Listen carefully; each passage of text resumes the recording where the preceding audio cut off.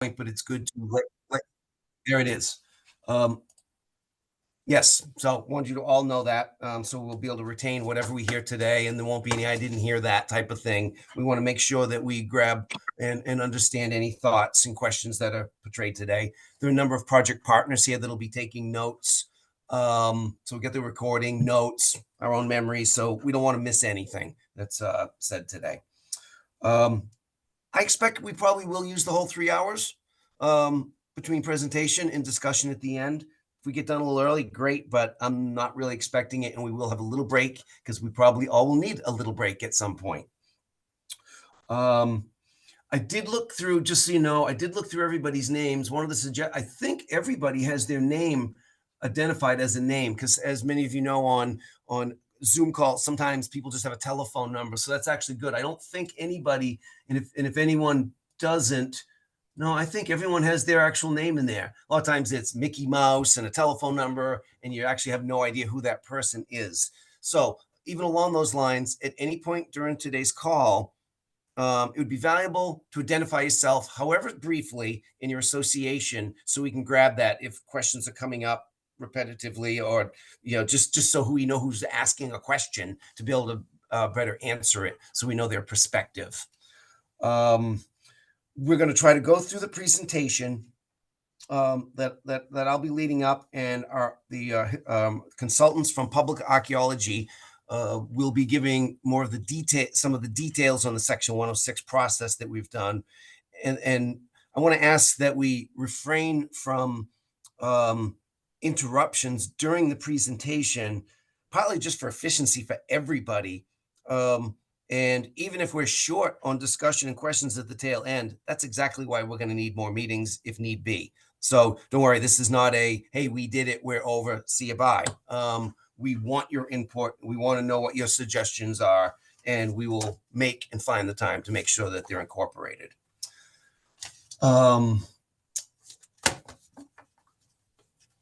I see some, well, I guess you guys have seen that. So I'm going to do my best probably not to. I'll look back and forth at the chat. Someone's saying they're stuck in the waiting room, but my guess is that someone else saw that and let them in. That was Dave Valentine. So our slide presentation is going to go up on the screen. I'm not going to be moving the slides through, just to allow me to have one less thing to do. Heather is going to put the slideshow up, or Allison Fields-Schumer, and we will you will be looking at the slides rather than looking at me, which is probably far more pleasant. So, are we able to get the slides up, Heather? I didn't realize I was doing that, but I can grab them. Give me just a few minutes. Sorry about that.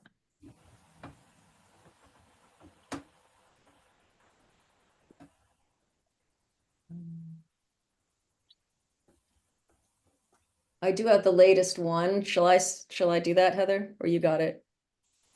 I think that'd be helpful, Allison, if you could, so Heather can focus on notes and waiting room. Thank you. I have a direct message to me, didn't go to everyone else, from Ed Bell. Not sure if my microphone works. Can we please test that somehow? Ed, do you want to go ahead and unmute yourself and see if we can hear you? Maybe can participants unmute themselves right now, Heather? Yep. Okay. I can hear. Well, there's the slides. All right. I didn't hear from Ed. I don't know if... Ed, could you put in the chat, can you hear us? That's probably as important as anything right now. It'll give you time to figure out your microphone, because we won't actually be getting into questions and answers for quite some time. Yep. Eric, would you like me to advance the slides as you go? Yeah, it'll be kind of long. I'll just kind of give a cue. That way there. So anyway, there's my intro slide. Talbot Mills Dam Removal Concord River Restoration Project. March 19th, 9 to 12, consulting parties meeting. And pretty much everybody on this call, for all practical purposes, is a consulting party in this process as we move forward. Okay, let's go to the next slide. You all know that picture. All right, just a quick outline that I had put together for this presentation today. We've got the record button, And we're going to be starting with introductions, and this, we'll probably do this on each one of these calls for future meetings. Just we'll get to know each other more. We will at some point probably have a site visit with everyone. So at some point we're walking the site and looking at things together. But this was a way to make it a little more efficient for everybody to get the ball rolling. As I'd mentioned earlier, our kind of an overview of the meeting format and ground rules. We're going to kind of go through the slide presentation, give you the information that we have, present what we're asking from you, and then begin some discussion and questions associated with the project. Obviously, with the focus on the historic and archaeological resources. Little outline of the Section 106 process that I'll give, though we're going to turn over a little bit more of the details to our consultants from Public Archaeology Laboratory, who two of their staff, Susan Sheru and Steve O'Lawson, are on this call. I'm going to give a brief history of the project. There's a lot of history here, we know, as much as any project I've worked on. And we've been working on this. I've been involved, going back probably about the 2005, somewhere in that range, looking at this project site for a variety of reasons. So I've got a fair amount of history here myself. We're going to turn over the site-specific Section 106 process, what we've done, what we're doing now, where we're going to PAL. Then I'm going to touch in to kind of, so to speak, wet the whistle or present some ideas for mitigation, minimization type approaches that we have used on other projects of this nature. I've worked on over 50 dam removals in some form or the other, maybe closer to 100 when you think about the grant reviews that I've done over the years, but quite a few. And I have a few examples that I like to put on the table from other project sites that we can help generate more ideas here that may be applicable. At that point, we'll take a break. And then basically the rest of the meeting, when we come back, will be get your questions together, comments, and we will be recording all of that. Today's meeting is not going to be debating the mitigation ideas, or this is really to get all the information out there to let you know what we're asking. But I'm not going to, someone wants to present an idea, they're all good ideas today. It'll be up through the consultation process with Mass Historic, my agency, and other signatories to figure out exactly what gets implemented in the tail end of this process. I'm not even going to pretend to tell you what those will be at this point. I can tell you a few of them that will certainly be here, but there'll be certainly more than the givens that I tell you today. Wrap up in next steps. And I'll let you know right now that if I had to I'll jump to the tail end. Right now, we would probably be targeting a follow-up meeting somewhere in the second half of May.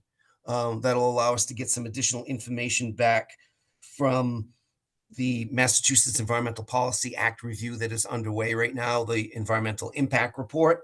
It'll also allow us to disseminate and internally digest what we learned today so that we can then present additional information and reach out to all the consulting parties again at that point. Okay, next slide, please. There's a couple of different ways we could do this. Back one up. The project team. I think we can do this a couple of different ways. I am tempted to say, when we have the questions and the answers, you will see everybody's face. To go through 32 people and drop the slides. If anyone wants to throw in the chat and says you really think that's super important, I'll do that. But I think for the sake of people's time, which I do value, I am tempted to just run down the list and let people know who's here, because I think it'll take a long time to bounce through 32 people. We might spend 50 minutes on that. And I think many of us know each other through some form or the other. There are some other entities here that people don't know each other. But from the project team perspective, NOAA is the lead federal agency. We've accepted that role a long time ago, long before there was any money whatsoever in this project. and my fellow worker Brian Kelder is also on the call. CRT Development Realty, Bob Martin is the owner of the dam. I think most everybody here knows Bob. He is on the call as well today. Oars, Allison Field Juma, Matt Brown, and Heather Conkerton are all on the call today. I may miss some people here. Massachusetts Division of Ecological Restoration, Joseph Gould and Susan Bresney. I believe I saw that they're both on the call today. Mass Division of Marine Fisheries, who've been involved with this project for many years. Ben Gehagen and Joel Holbeck are both on the call today. U.S. Fish and Wildlife Service, quite sure I saw both Jamie Masterson and Amy Wood. They're both on the call today. We have both of our consultants, Susan Sheru, Steve Larson, who will be covering historical and underground archaeological and the overall 106 process working with us. And then Jill Griffith has been the engineer of this project since its inception back in 2012. I think we started this process. Jane Calvin, I forgot to list on here, Lowell Parks and Recreation Trust. Lowell Parks and Recreation Trust has been a partner working on this project for many years with us. And I apologize to Jane. She may not be on here right now. She said she'd come on late, but just so you know, when that name pops up, and they're working on some grant funding to support this project, as well as helping lead up much of the citizen scientist monitoring of the Concord River, which is directly associated with this project. Interested parties, consulting parties. We use those terms kind of interrelated. You know, you're interested, and you're certainly consulting parties that we've reached out to formally in a number of correspondences from NOAA to you. We didn't get some responses from some. We reached out a couple of times. We did everything we could to see who was interested. We reach out to committees, commissions, local boards, people that are specifically active in historical resources associated with this site. And we did receive an extremely good reception with members from the Middlesex Canal Commission, including Leonard Harmon, Richard Hawes, Tom Lincoln. I'm sure others on the commission are interested and will be chiming in at their meetings as such. The Middlesex Canal Association, J. Jeremiah Breen, Neil Devens, Betty Bigwood, Howard Winkler, Tom Lincoln. Tom's actually on the commission. I'm sorry, I have an old slide in front of me. Rob LeBlanc, the Bill Ricca Historical Commission, Alec Ingraham, Bill Ricca Historic Districts Commission, David Gagliardi, Mary Jones, Mary Ray Jr., Mary McBride, Dan Valentine, the Bill Ricca Historical Society, John Bartlett, the town of Bill Ricca, John Curran, and both Clancy Main and Bob Maynard also working from town of Bill Ricca's town manager's office. Faulkner Mills, which is, many of you know, is the mill just downstream where the sluice lay runs. Ron Paré, I don't believe Ron himself had access to Zoom, but his daughter Christine and him may both be on the same computer this morning. And then a couple of Bill Ricca residents who are active in trails and historical interpretation in this area. Marlise Henderson and Andrew Jennings had requested the ability to participate based on their knowledge and interest in this area. I did receive a couple of late requests from two other people who are on this participation list, and they're not even on here because they just got added yesterday. Sorry about that. They're on a different sheet. I don't have them right now. Someone from the town of Bill Ricca and Middlesex, Northern Middlesex County of Governments. Anyway, a lot of people. We're going to get to know each other over the meetings that we're going to be having over the next few months. And next slide. Also joining us here today, I guess we call these the jurisdictional agencies. That was the title I gave them. We formal participants that have been asked to participate. Representing the Massachusetts Historic Commission, it was Edward Bell. Edward Bell is on the call, though it sounded like he was having some trouble with his microphone. Maybe he gets that fixed by the time we're actually chatting. Mass Board of Underwater Archaeology Resources. I don't know if David is on the call today. I don't believe he is, but I suspect, and we always include on these projects that I've worked on, just about all of them, the Massachusetts Board of Underwater Archaeology. And in particular, I've made sure that David has stayed participatory on this because I've learned from many of you on this call the interesting things that may or may not be in the water, buried. Some of the old walkway for the canal, some machinery that fell in years ago. So I think we all realize that there may be some archaeological resources that will need attention as part of this dam removal project. It's at some point in the future. So I certainly want the Board of Archaeology Resources engaged in this process. We also have Alexis Clark from the Advisory Council for Historic Preservation. They asked if they could attend today to learn more about this project, and I fully embrace that, and I think it's great that Alexis is here today. Next slide, please.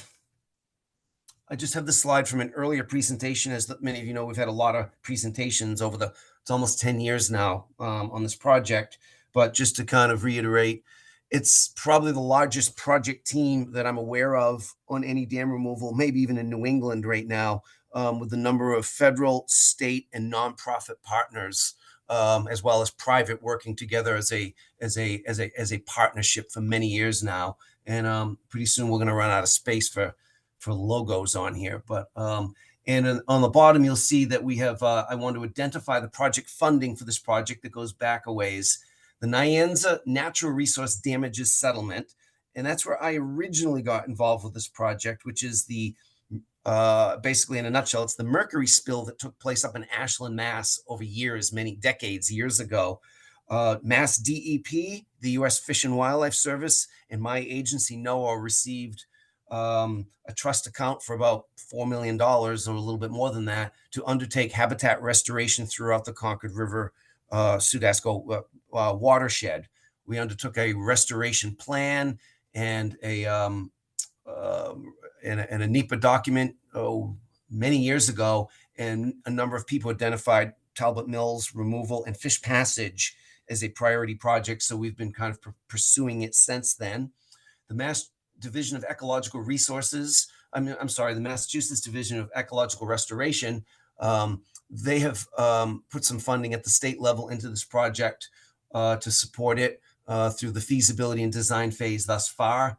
The Massachusetts Environmental Trust has some education outreach funding into this project. The American Rescue Plan Act, ARPA, you probably recognize that acronym. There's some funding, that's federal funding that went through the states also supporting this project. The U.S. Fish and Wildlife Service, as many of you know, had a sizable grant that was awarded to this project, though I have heard a few questions about it being spent. Actually, not a penny of that one has been spent yet. That's for future phases of the project, and we're trying to get through the permitting and consultation process. And then there are other grant applications out there pending right now. It would probably not be appropriate for me to get into all of those because they're not selected yet, and that's kind of proprietary until they actually formally get selected. Next slide, please. And this is an old slide. I honestly can't remember who gave me this one. And so if I have a slide sometimes that actually doesn't have a citation on the bottom, I apologize for that, but that's actually an old picture that was in one of my slide decks from a long time ago of the Talbot Mills Dam, looking basically northwest. Meeting purpose, targeted consultation with the identified consulting parties who have a vested interest, knowledge, information to share and incorporate into this process. Right from the very beginning, NOAA recognized this was a project that was unquestionably, if it moved forward, would have an adverse effect on a historic resource. No question about it. That was never a doubt. We've removed many dams over the years that actually do not need to go through this process. They kind of go under the radar screen because they just weren't found to be significant. Never a question here. This project will end with a memorandum of agreement signed by the state Mass Historic and NOAA and other signatories. And that will be the end product. When that definitively gets drafted, created, signed, time will tell. This is the beginning of that process. Our goal today is to run through very briefly the outreach that we've done in the past, the alternatives that we've looked at. We want to discuss minimization of impacts at the site. We're looking for ideas for additional minimization if there are any. And then I'm going to present ideas for mitigation. We're certainly open that there's an adverse effect with a removal here. And we're looking for input and ideas on any of these topics to consider as we move forward with the consultation process. Okay, next slide. Next slide. Sorry, that was a spacer. Project goals. These are, there's probably 20 more minor goals associated with this project, but these truly are the primary goals associated with this project. NOAA is supporting this project with some feasibility funds through the NRD work from years past, and there's a fair chance that we will actually have those NRD funds for whatever gets implemented, and we may actually have future grant funds into this project. But in the end, need to just put it out there, NOAA does not own the dam, NOAA is not going to be an applicant. This is actually Mr. Bob Martin's and his family or his company's ownership. But because it's receiving federal funds and eventually federal permits, this process has to be undertaken with a lead federal agency. But these project goals are the goals that have been identified over the many years of evaluating this project. Decommissioning aging infrastructure. And some of this comes from the owner's perspective, as well as the grant funds that have been applied for to implement this project. As you all know, that there's an awful lot of money out there in state, federal, and local governments in the past 10 years dealing with aging infrastructure and preparing for climate change and changes in hydrology and hydraulics of rivers and water systems. Clearly aging infrastructure here. Eliminate ongoing maintenance and repair and obligations and liability. I think most of you know, as I'll repeat, it's privately owned by Mr. Bob Martin. And if there's some questions that he could answer at the tail end, we certainly would entertain those. But he's been pretty open. I do not want to maintain this dam anymore. And that certainly is one of his primary goals. Reduce flood hazards and improve climate resilience, which I touched on. Any aspect of this dam that, all dams have a lifespan. Some will last longer. This one's done fairly well, but anybody that goes down there's water squirting through multiple locations, the freeze thaw, concrete falling apart, etc. And nobody that wants to spend any money to repair it. It will just continue to deteriorate. And this is an opportunity to address some of those short, medium, and long-term liability and potential flood hazards. Restore passage for migratory fish, certainly near and dear to my hat that I'm wearing with NOAA, but many of the project partners here, it's no surprise that many of our directives are environmental restoration and protection. For my agency in particular, and others, is migratory fish restoration. This is one of the single, I believe it still is, the project that would open up the most miles of any fish passage project, I think even conceived yet in Massachusetts. The benefits are potentially extreme compared to many of the other projects that have been done throughout Massachusetts and New England, with approximately 135 miles of river opened up to migratory fish. Improve water quality, aquatic habitat, and riverine processes as well. This project will allow for a little bit better flow of stretches of river, increase oxygen, help decrease algal blooms, and reduce invasive water chestnut and other invasive species upstream of the dam. Next slide, please. Public outreach. Just going to touch on this briefly. We've I think many of you on this call have participated in one or more of the, publicly advertised, some of the private events, the meetings with the permitting agencies and such that have thus taken place. We've had the 2014 public information session. We had a public meeting in 2016. We had another in 2022. We've had the MEPA permitting process that's been underway for roughly the past 5 months now, with both site visits and public comment. We've had a project story map put together about this project, which I reference over here on the right-hand side of the slide with lots of information in that. We have a project website where all the project documents, unless it's proprietary, some of the information archaeological is not shared with the public. And we actually have a frequently asked questions. And we have that converted now into English, Portuguese, Spanish, and Khmer. We did our best to identify the primary languages of underserved folks that don't speak English well. And we wanted to make sure that they had an opportunity to understand about this project as well. And that frequently asked questions page that we have, please, those of you who have not taken a look at that, please do. It's on the merrimack.org project webpage. If you think of some other questions that would be helpful, please send those our way and we'd be happy to add that. That's a living document. We want to do everything we can so that the public is engaged and has an understanding of this project all the way through. Next slide, please. This is just a quick layout of the Talbot Mills Dam. Again, I think most of you know the site, but I think it's worth just putting it up here for a visual, nice aerial photo. So that when we'll be touching, we'll talk about in some form or the other most of the highlighted points here. Over from the Faulkner Mills complex side, we got the sluiceway that goes under the Faulkner Mills complex, the Talbot Mills Dam itself, the former intake structures that go into Pace Industries, the impoundment, everything upstream of it. The warehouse that is being converted nicely into the museum. I was just there last week and had a chance to take a look to see the progress there. The old Middlesex Canal, and then the area next to it where the parking lot is going to be for the museum in the future. I've probably been here now 20 to 30 times.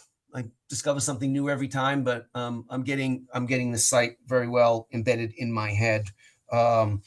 It's also worth pointing out from an engineering perspective, just so people are aware, from a dam safety perspective, the Talbot Mills Dam, most of us on this call even, and in the public, thinks of the dam as just the stone blocks.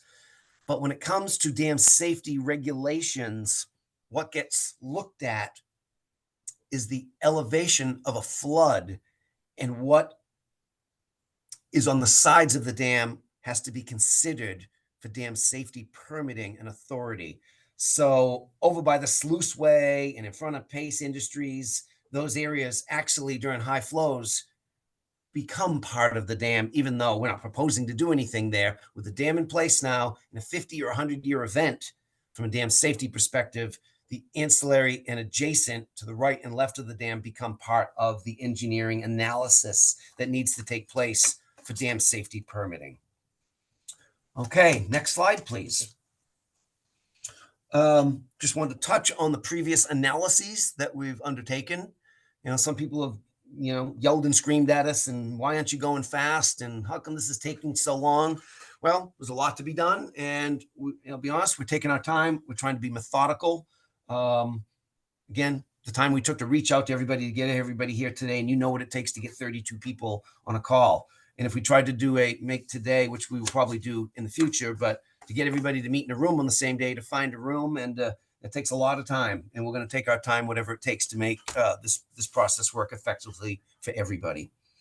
Previous analyses, and these were all public documents that we did our best to get out there, do public presentations on, take comments on. The 2006 Fish Passage feasibility study, and it included the initial cultural assessment, the 2021 targeted dam removal impact analysis, the 2022 conceptual design, 2023 preliminary design that included the cultural assessment update, 2023 through 2024 MIPA ENF, and the SCIR, which is underway right now, which is, I can't remember how many pages and all the attachments out of that. It's a couple hundred. I truly expect that there are many on this call that have not read all of these cover to cover. And don't worry, that's why we're making sure that these are identified for you today. This slide presentation will be made available to you. So in case you forget some of these, and this process will go on certainly to provide time for anybody that's on this call today to do some catch up. You know, read to your heart's desire. There's a lot of good information in here. And obviously we're looking for your eyes towards the historic and archaeology, but understanding the project engineering and other parameters is helpful as well. Next slide, please. Just going to give a little introduction to the alternatives analysis that we've been looking at for multiple years here, and understanding that this is an important part, even for the Section 106 process, the SEIR under MIPA, the National Environmental Policy Act at the federal level. All of the permits require some level, or detail, in this case, a detailed level of alternatives analysis. And certainly the three primary alternatives that we've looked at here, with an eye towards the project purposes, was you always have to look at a no action. Everybody's probably used to that. The do nothing, literally walk away. Fishway, to build a fishway at this site, as well as a partial removal. At no point has there ever been, well, maybe early on, a full removal of this dam has never been considered practicable. It's just too tied into the roadway, the sluiceway, everything else, and there's not a need for it to meet the project purposes. So a fair amount on both sides of the dam will stay in place. I'm not going to go through every one of these individual potential benefits and potential impacts, and I certainly respect that a lot of these have a level of subjectiveness to them. And you can see a couple of them say subjective. I'm sure many of us could look at these and come up and say, hey, that one was subjective, why it doesn't say it. There's no perfect way to do it, but certainly this has been vetted now over multiple public meetings, as well as through the MIPA process. So it's being scrutinized again right now. But in a nutshell, NOAA has evaluated this, and we're relatively in concurrence with this the way it looks right now, that removal certainly appears to be a practicable alternative here that meets the project purposes.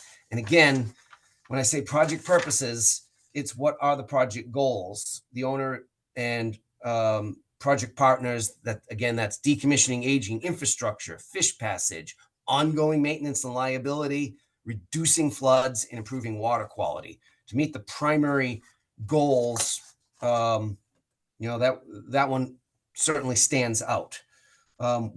I do expect there will be questions on this, and we've got a number of people on the call for the tail end. We can get into a couple of those questions in more detail, but this is really the summary of the alternatives analysis that many have seen. And take my word for it, ever since this even came out a number of years ago, we've been questioned numerous times, and we keep going back to the drawing board and reevaluating, and making sure that we're prepared for those questions, the old fish ladder, and looking into the operation and maintenance, permitting, ownership, all of those issues that are associated on this spreadsheet of benefits and impacts. Next slide, please.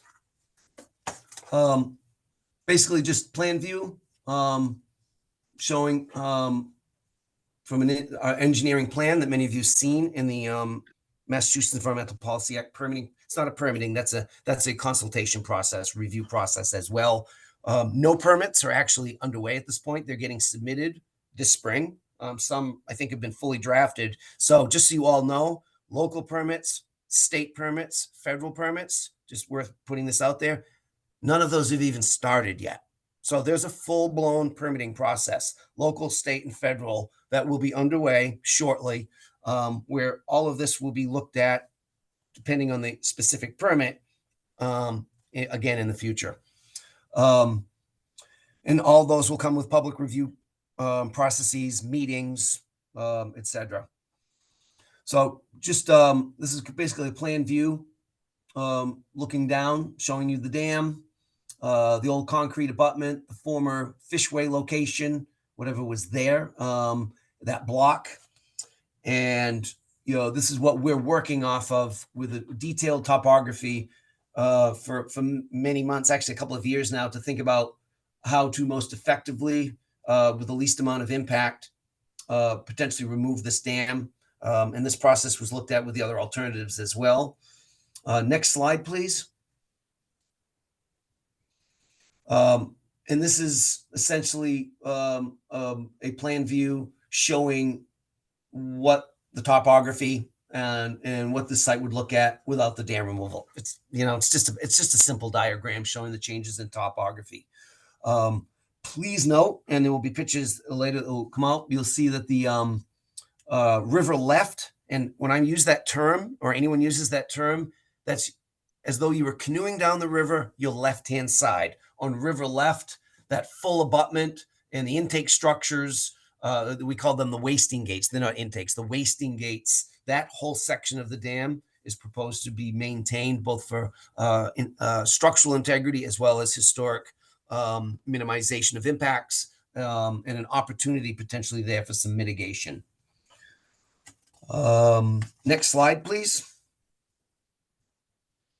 Certainly, we've been digging through as much of the archives as we can, looking at Middlesex Canal Association, Middlesex Canal Commission, and any archives we can about this site to find anything possible, looking back at old designs. And so this picture here, oh, I'm sorry. This is the sections of the showing the dam. The blocks, we actually are going to be able to show individual blocks that will come out, individual blocks that will stay. One of the things, while I'm just mentioning this now, the actual individual blocks themselves, stand alone, have some historical value, and we'll be looking for some opportunities and ideas from everybody on how to potentially implement them. If you look at the bottom half of the slide, those are the wasting gates. So again, we're looking upstream now, the right-hand side of the wasting gates, and all of that section on the right-hand side is what the design is at this point. We're like 75% design. Actually, we may be above that shortly with all the permits that will go into the state and federal. Left-hand side is the big chunk of concrete that will come out.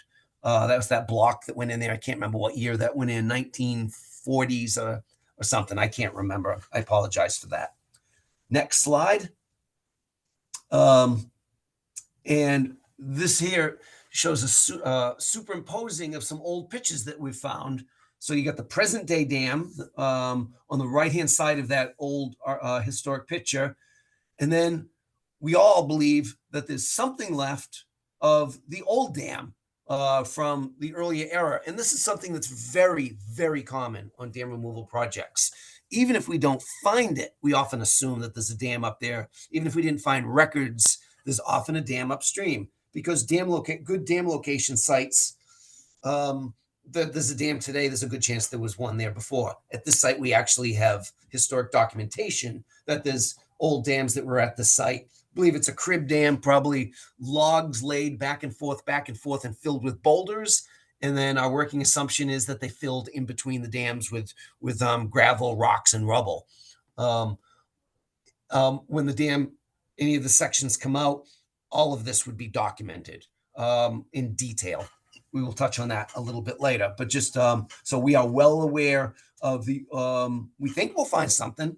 We're pretty sure we will, but we will see. Because when you build a new dam, there's often no reason to get rid of the old one. It actually works to help you. It works as a coffer dam when you build the new one, and then you just fill it up with overwater because you now have a higher dam. Next slide, please.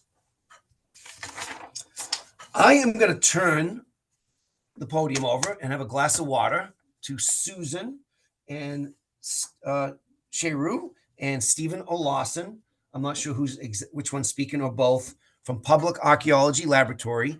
They actually have, as part of my introduction to them, they have actually done work at this site before working on this project with us. So they have a PAL has a good, strong familiarity of the site, but this process has required and allowed them to dig in even further in detail about this site and all its interconnections with the canal upstream, the mill buildings, and even back with Native American use of this site, which I do not want to underplay. Obviously, there's historic and archaeological resources over the past 400 years, roughly, at this site. But those resources go back probably in the 8 to 10,000 year range, because knowing that the site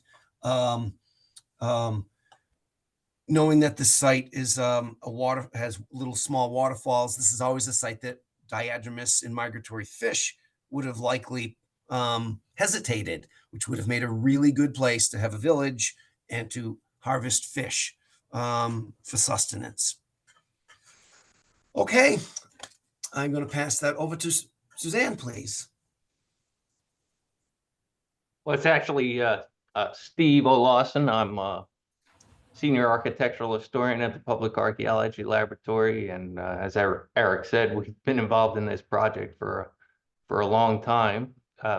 Actually, if we could go to the next slide, that would be good.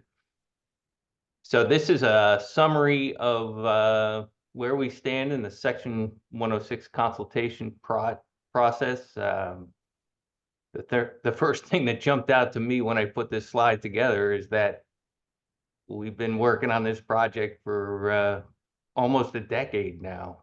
The consultation was initiated in November 2014, when a project notification form was submitted to the Massachusetts Historic Preservation Officer, or Massachusetts Historic Commission.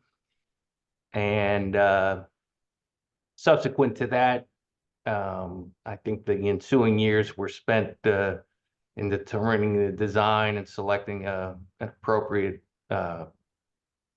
preferred alternative. And by June of 2022 is when the Section 106 process started to heat up again. And that's when NOAA had invited all of you to participate, formally invited you to participate in the Section 106 consultation process. And at that time, there was a public meeting that was held to discuss what the preferred alternative was, which is the dam removal. The historic property identification and assessment of effects occurred kind of concurrently with what all was going on during that period. Suzanne Chereau, who will describe the historic property and identification more thoroughly in the next slide. We took a look at, what the project was, what the effects might be, and obviously the removal of the dam was a big one, or is the key issue here. And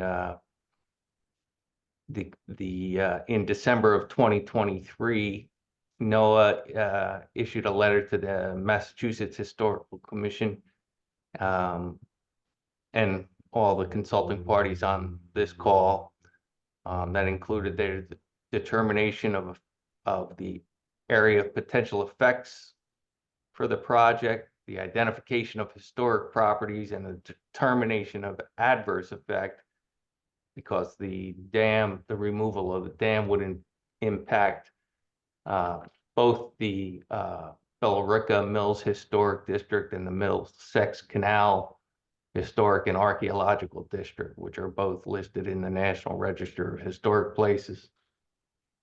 The findings of NOAA from that time were concurred by the Massachusetts State Historic Preservation Officer in January of this year.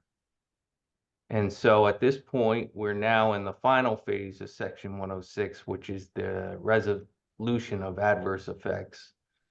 And that kind of begins with NOAA notifying the Advisory Council on Historic Preservation of its finding of adverse effect, which was done in January of 2024.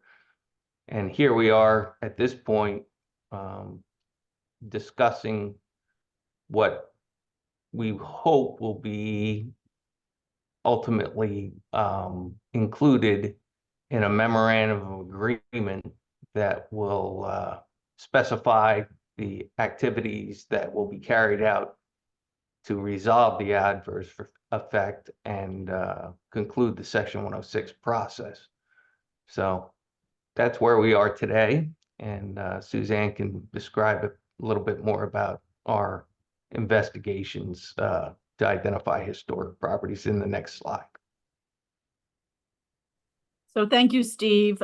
Yes, I'm the senior archaeologist who's been working on the project going back to 2014, as Steve mentioned. And I have met with many of you, I think, in person over the course of the past 10 years. If I haven't, I'm sure I'll get to know you moving forward about the archaeology. We did begin with our first historic and archaeological reconnaissance survey back in, it was really completed in 2015. The report is 2016 that we produced. We, as part of that survey, we reviewed the impacts for two conceptual alternatives at that time: the fish ladder and the dam removal that Eric mentioned in one of his earlier slides. And we looked at both alternatives in terms of known and expected historic and archaeological resources at the site. For architectural, resources related to, obviously, the whole industrial history of the site, we did determine or recommend that both of the alternatives, fish ladder and dam removal, would cause direct impacts to the dam, obviously, as well as the Middlesex Canal Historic and Archaeological District and the Billerica Mills Historic District.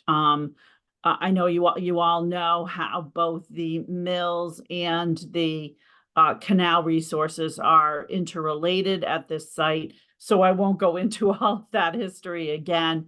But for both historic architectural and archaeological resources, we are looking at that entirety of activities during the historic period. So for archaeological, though, we do have, as Eric mentioned, the potential for pre-contact Native American resources. The natural falls at this location, as he mentioned, would have been very attractive to Native Americans going back thousands of years.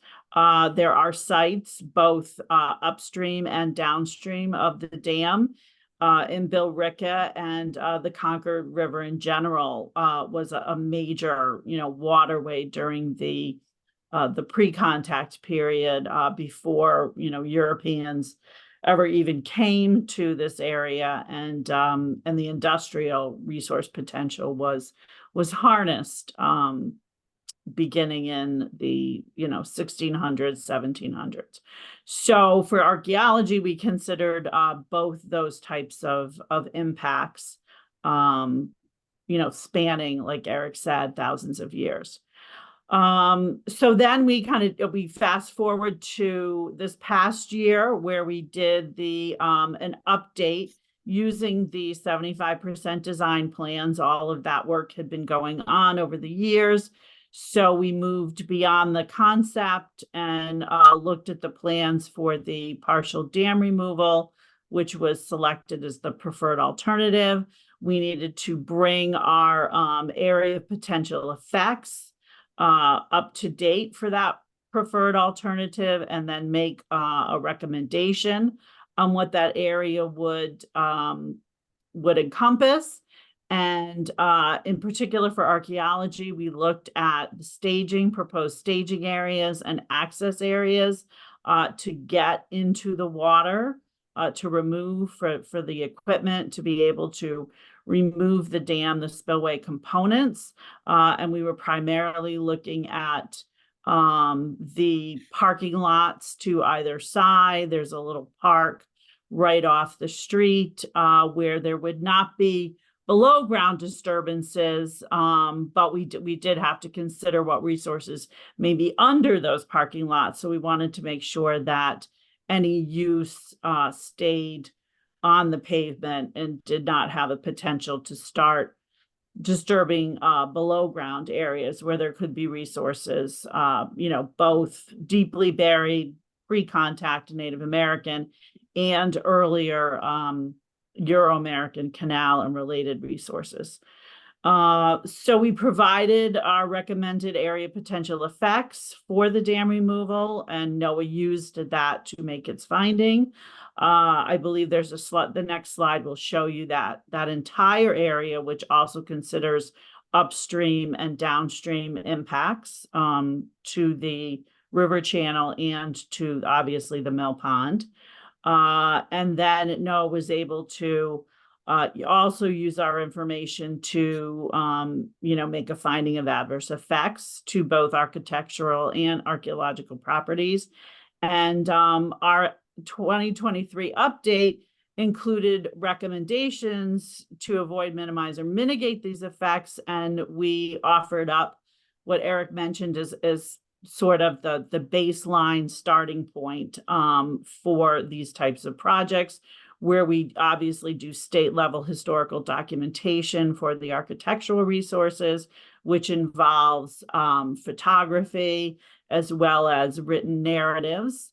And then we would have avoidance and protection of archaeologically sensitive upland areas, and those are primarily the parking lots for staging and access that I mentioned.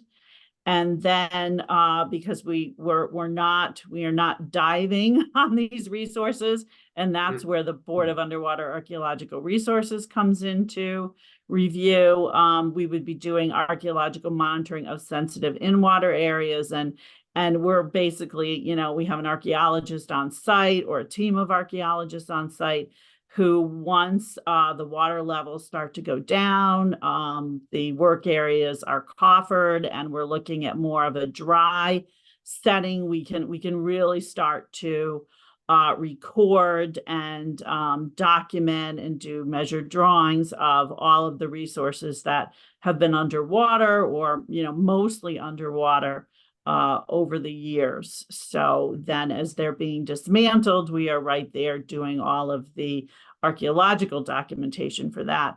We are also walking over the pond and the river channel as those are drawn down.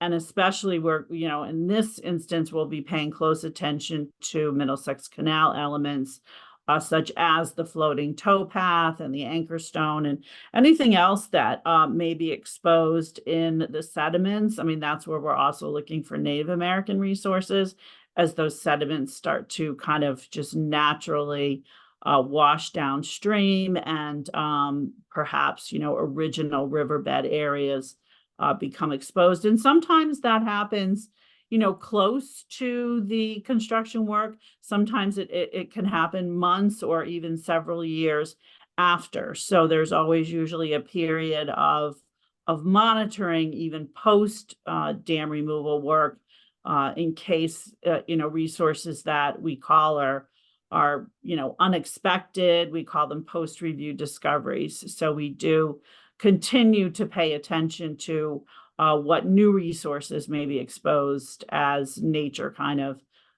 does its thing, and the sediments that have accumulated upstream of the dam start to move downstream. So next slide, I think that will just show you the area potential effects. As I mentioned, they do, because of the drawdown, the lower water levels that you would expect once the dam is removed. In this case, we are going right up to that Pollard Street Bridge area, where there probably is going to be permanent drawdown. Jill, you could jump in. I think all the way up there, there might be close to a foot even. And as you get closer to the dam, it continues, to be deeper in those areas.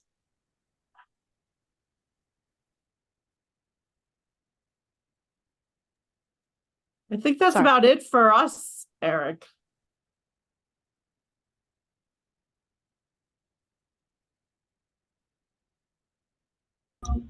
Eric, you're You're muted. muted. Sorry about that. Yes, let's make the call. 10 o'clock. Everybody take a break right now. Let's give it 15 minutes.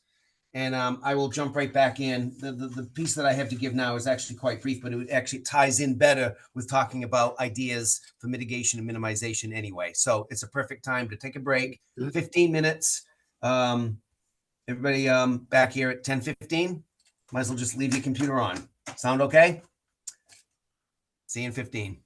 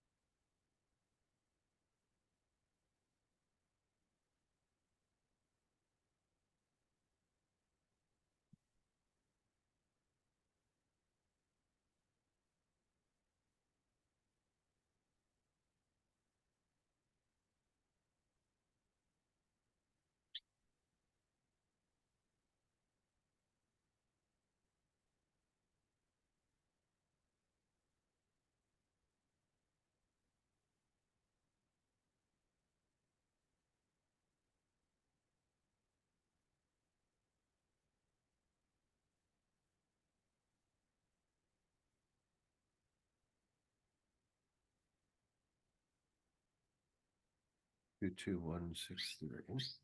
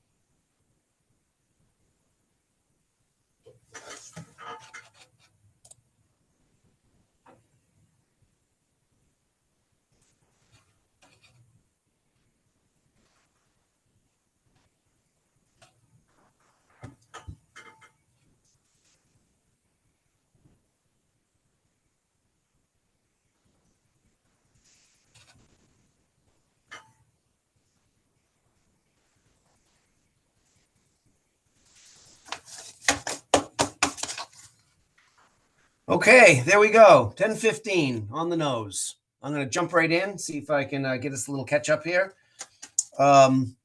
Next slide, please. Minimization and mitigation. Next one. So again, this is Eric Hutchins, NOAA Restoration Center in Gloucester, Massachusetts.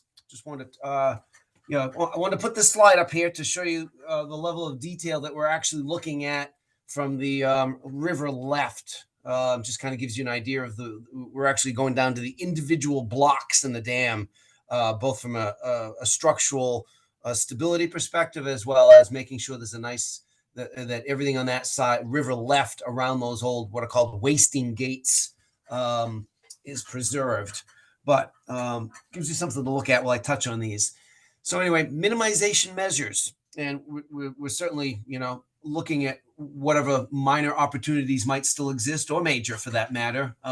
Maybe there's particular blocks or some stuff that we don't particularly know about or want to get in place. But retaining sections of the dam, absolutely. This is a partial dam removal, not a full removal. We believe that we can meet all of the project goals and the full project purpose with simply a partial dam removal. We've identified clearly that there would be adverse effects, and as far as our consultation and a memorandum of agreement, we've got to come up with ways, working with consulting parties, that further minimize and or mitigate for those impacts. And what I want to do is give you some examples, in particular, of things that I've worked on in the past, but just in general. Suzanne and touched on it, Susan from PAL, historic documentation. We already have extensive historic documentation on this dam, the canal. Obviously, many of you on this call have a lot more knowledge than I have in my head, that's for sure. But this will all be top to bottom completed for this site. Archaeological monitoring is actually one of the exciting aspects of this as well. Will be many dams that I've worked on, which I have every expectation here. As this dam, any pieces are taken out, piece by piece, will be surveyed and monitored all the way through with archival photographs. These can be real tough, even from a construction standpoint. Telling the contractor, you will stop right now because I need 2 hours to take photographs and take samples, or I think I see something interesting. That will take place all through a project that would take place here. Artifact retrieval and display. I've heard through many conversations about the thought that there's parts of a flywheel, there's parts of the old canal pieces that might be buried in the sediment. And one of the nice things is sometimes buried in sediment does create an anoxic situation where there's the potential there might be some interesting artifacts there that are retrievable and would have education and display values. That there would be archaeologists on site looking, digging around, poking for such things. Always look for new opportunities for interpretive signage. Any one of these projects, there's always an opportunity. And frankly, this would probably be not the single best, but one of the best project sites that I've worked on where we have an attraction to people already. With that museum being built, you're going to have people here. A great opportunity to significantly enhance public outreach and understanding of the site. And then permanent brass plaques. That's something I've tried to get in place on a number of projects, if not most, that I've worked on. I do not like the idea, of when you do a project like this, is to build things that, or to put historic information up that has a lifespan of 10 years. It gets wet, it gets destroyed. High quality brass plaques with information and or displays on them with the premise that they've got decades, if not well over 100 years, and a well-crafted brass plaque, kind of like a gravestone, things that can last a long time. So next slide. So this is kind of a lead in with some of the projects that I've worked on, and on just a couple of different locations with some ideas. It's not easy to see here, but this is actually from Exeter Great Dam in Exeter, New Hampshire, smack dab in the middle of downtown Exeter, historic town, historic district, historic dam. And one of the examples that we did here, we did multiple things, but one of them was, which we thought was really neat, in the library, there's an interpretive display on the right-hand side behind, that's the city and town engineer for town of Exeter. That's an interpretive display inside the library on one side, and behind him is a glass etching that was made from that exact perspective of the dam that you would have looked at through that window. So just another unique way that it was one that I'd never done before, to actually really help the public now and decades into the future have an understanding of the site. So just one interesting type of mitigation that we've implemented. Next slide. And I'm not going to say any one of these is in particular the thing that's perfect for Talbot Mills in this site, but I hope these generate ideas that can be turned into something that's mutually valuable for all purposes. This is from the Balmoral Dam in downtown Andover, obviously another significantly historic site with all the mills down there. And we promoted and funded this was just one of the many mitigation measures that took place. There was a really high quality interpretive plaque with an old picture of the site with the dam on site. So I have no question that this site would be great for something like this, but the details can get worked out with all of you in the future. Next slide. For those who don't know, I've actually worked on many people actually on this call with me, or a few of them. I've worked on 5 dam removals now in Town Brook and Plymouth. Clearly a historic site. With every single shovelful down there, stuff would come up. And at the very last dam removal that I worked on down there, the Holmes Dam removal, we actually in the underground found an actual old iron milling facility. It was all just buried with rubble, and all kinds of neat artifacts were found in the excavation, piece by piece. There were lots of work stoppages there, including the actual original iron rollers that they used to use for making nails and other things at this site. They used to use bog iron from the cranberry bogs that had accumulated over hundreds of years, smelt them down, and they'd run them through mills here. And then when things changed over the years, they just buried it all. Well, we found a lot of it, and now these are on display in museums and on site and at historic displays. So there will be, I assume at the site, an opportunity. We're going to, no matter what, somebody will find something in that empowerment. I don't think I've spoke to a single person on this call that doesn't believe there's something in the mud and sediment upstream that would be of interest and value to make sure it's preserved and promoted into the future. Next slide, please. I'm actually going to, well, I'll just leave this here for now. Because right now, you can see where we're at. Section 106 consultation. This is just a repeat of what we touched on earlier, but just showing you the efforts that have gone into this project with analyses, outreach, feasibility, the feasibility study back in 2014, the impact analysis in 2021, conceptual designs in 2022 with the public meeting, preliminary design, the Massachusetts Environmental Policy Act review, and right now we're in the Section 106 consultation. We do not have a final design at this point. We're moving forward with I think we got 90% designs that will actually go into the permitting process. So there are no permits in hand, and I don't believe any have been formally submitted yet, but those are forthcoming, which will come with as I mentioned, a number of other opportunities for the public to be involved and comment on this project. Construction, possibly fall, summer of 2025. And we will see how that process goes.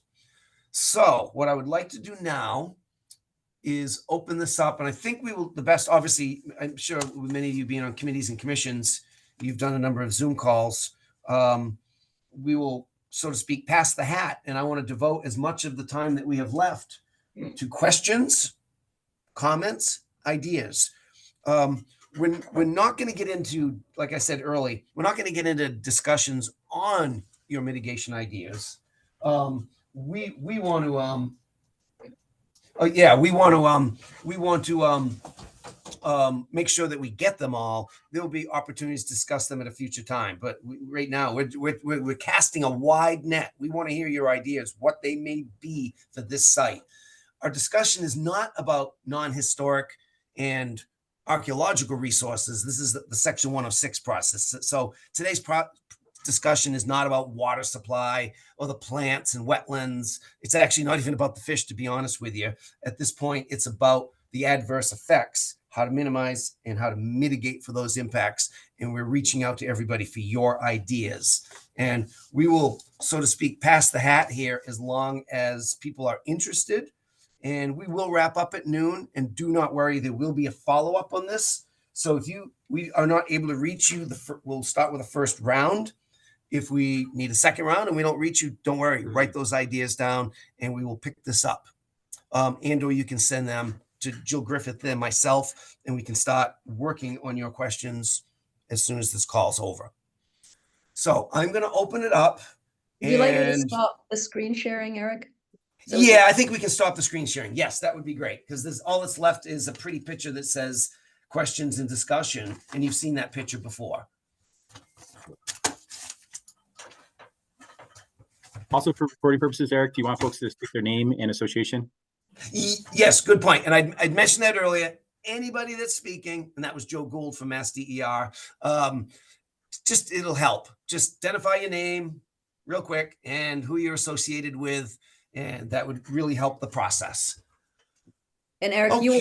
you will call on people when you see that. I will call on people, and I'm gonna look. Let's see. I should be able to see the hand raised. I'm gonna. The first hand I see is Ed Bell, so that's an appropriate starting position. So Ed, let's hear from you first. And are you muted, or are you still having a problem? Still can't hear you. He's not muted, but we can't hear him. So Ed, could you please type your question into the chat box?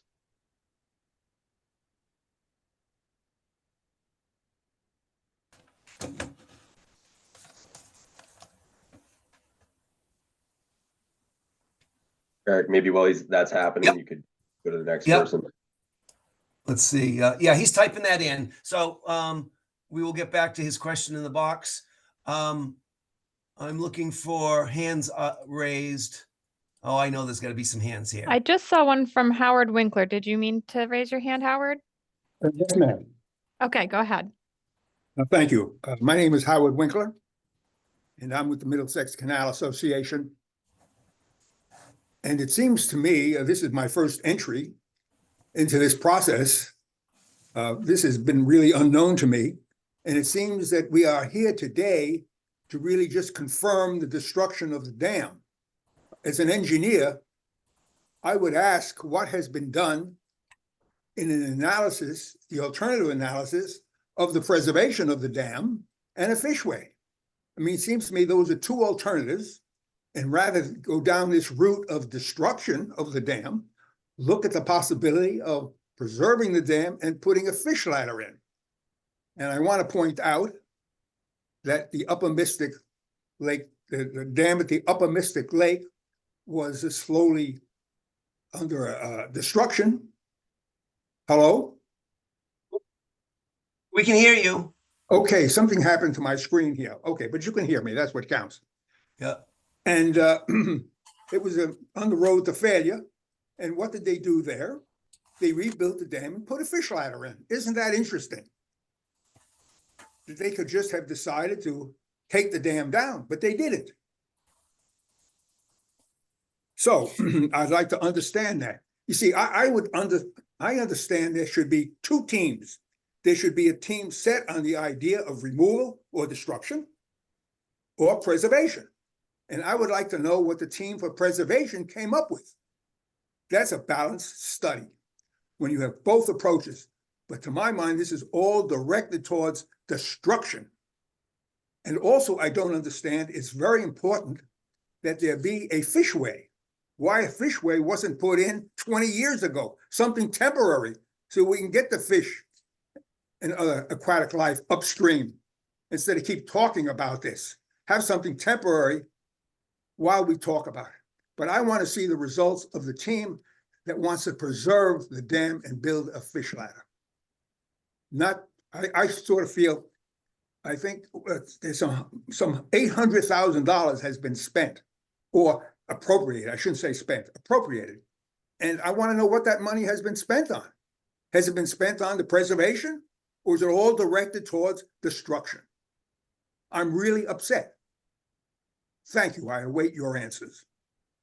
Yeah, thank you, Mr. Winkler. I'll take a brief crack at that. And I apologize that if potentially you weren't involved with the MCC when some of these earlier studies went away, but there, when we're going to distribute the slide presentation, you'll get access to all of this documentation. There actually has been significant engineering review of the alternatives that's actually been made publicly available in the MIPA process and the public discussions that have taken place. So that we have been doing that. And I'm not going to, obviously I can't spit it out on this call right now, but you want documentation. It actually is there for you to review. And that's what I wanted to reference early on. Anyone that hasn't had a chance, today is not the end all. We want people to be versed in the alternatives analysis that has taken place and will continue to take place with this project. And for all practical purposes, this kind of is that historical side process that we're specifically engaging. We're not actually having any meeting well, there'll be a conservation commission permit that's focused on wetlands. That won't be historic. So this is the group that we're doing that. So please, we will make that available to you immediately after this call. It's a lot of reading. Appreciate it. Thank you. Eric, did you want me to chime in on Mystic Lake Dam? That's currently used for flood control purposes. That's why it was important to retain that dam and rebuild it, because it's important for flood control. Yeah, Jill, I can take that one too. Okay, thank you. Yeah, no. So Mr. Winkler, thank you very much for sharing. Clearly I can understand your reaction to this. And, as Eric said, there is a lot of information publicly available. There's a website, or is it host, that has all of our previous stuff on it. We did a full feasibility study on all the alternatives. I completely understand the frustration with that. And hopefully you can find that fairly easily. If not, you can get in touch with any of the project partners and we can get it to you. I'm a diatomous fish biologist with the Massachusetts Division of Marine Fisheries. I was involved and am involved in both the Upper Mystic Lakes Dam and the Center Falls in Winchester. And so, as Jill just mentioned, both of those are Army Corps of Engineers approved water control dams. They're the water control and flooding management through the Aberjona and Mystic River is managed by DCR in conjunction with the town of Winchester. And they are not really dams like this one. So Upper Mystic Lakes Dam has 2 movable gates that were installed when they rebuilt that dam so that they can lower the Upper Mystic Lakes Dam in advance of floodwaters. And Center Falls has 2 butterfly gates, so they can actually pretty much empty out that entire river on demand to manage for flood control. That's not a feature that this dam has ever had or would have really. The functionality of waste gates I think that they've pretty much failed at this point. That has not been managed for flood control in the past. You're also talking about Upper Mystic Lakes Dam being a dam that is owned by DCR and is used for flood control, and Center Falls is owned by the town of Winchester for flood control, where in this case there's a different ownership matrix, different responsibilities, and different choices about what they want to do with their dam. Fish passage, unfortunately, you'll see in the materials online, fish passage is very hard. It does not achieve the goals of the project nearly as well, and it's highly expensive. Building effective fish passage at the site would probably be as much or more financially as removing the dam. So it's a really complicated picture. I'm always available to help you wade through some of these documents and answer your questions. And I really appreciate your comment. Thank you.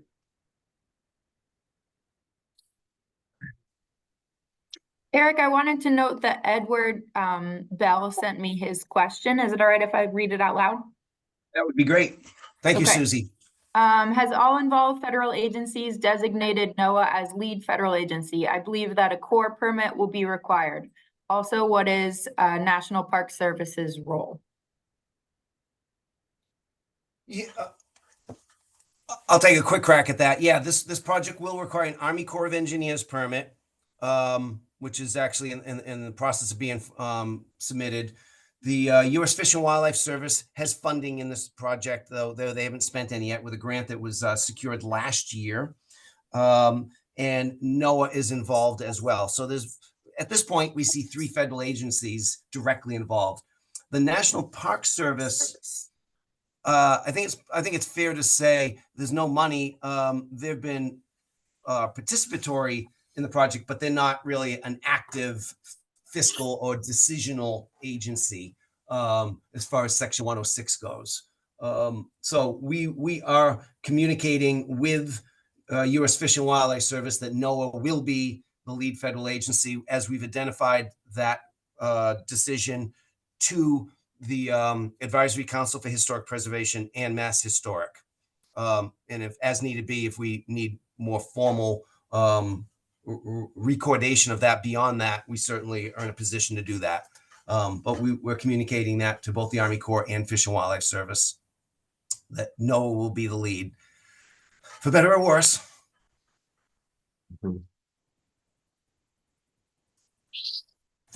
Okay. This is Neil Devens, also from the Middlesex Canal Association. That's my canary in the background. I would just like to echo a lot of what Howard said about the emphasis on destruction. I certainly have read a lot of the material that's been out there. I understand the concern for fish and getting them upstream. The example you showed of a type of fish ladder seems awfully cumbersome. I mean, it ran the whole length of that bridge.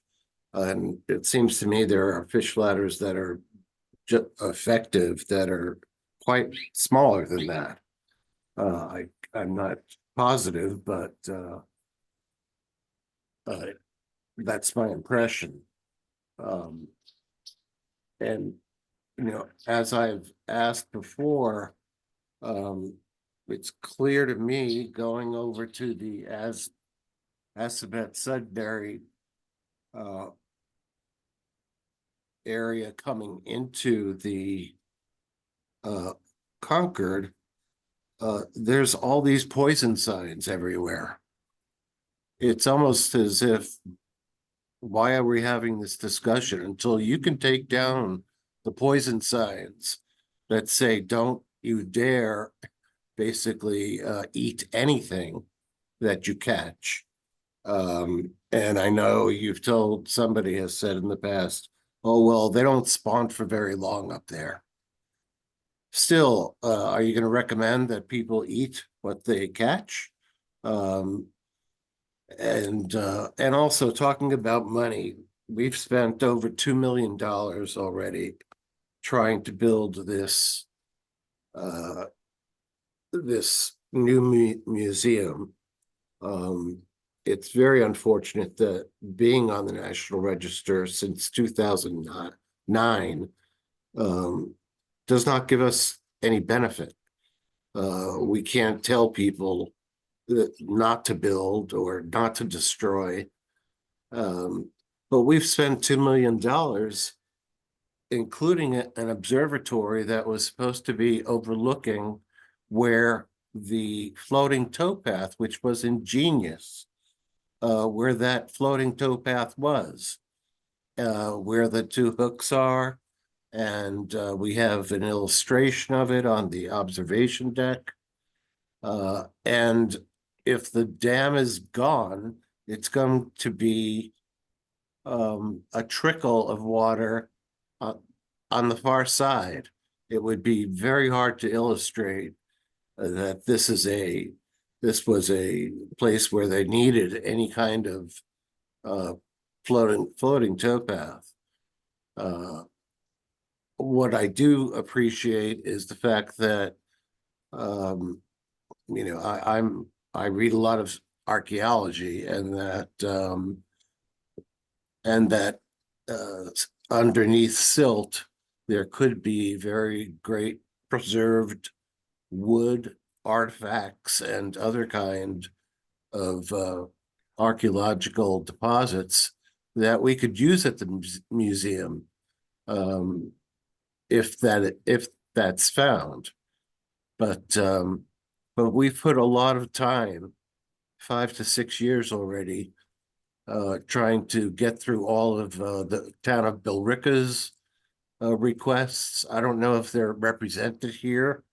I know, Alec, you're here, but you know, I docent on Saturdays at the museum where it is now, and I can't tell you how everyone's reaction has been. They want to take that dam down because it's aesthetically pleasing, as well as it helps them to understand not just the canal, but how it generated hydropower for the very building we're in, as well as the Talbot Mill.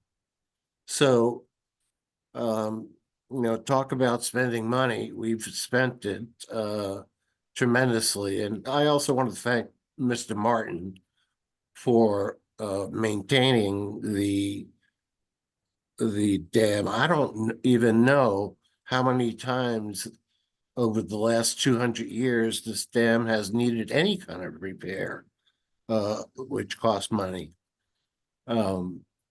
So, because it's a pretty hardy structure to still be there after 200 years. So I think you all should know what kind of work, effort, and a tremendous amount of money has gone into trying to get this new museum off the ground. So, thank you. Neil, I just want to help clarify a couple things when they crop up that may help. When you mentioned about the contaminated fish aspect, just to touch on that, one of the benefits that we actually see to this is the ability to get marine fish up into the watershed. Those fish returning are extremely clean fish without contamination from being out in the open ocean for 3 to 4 years.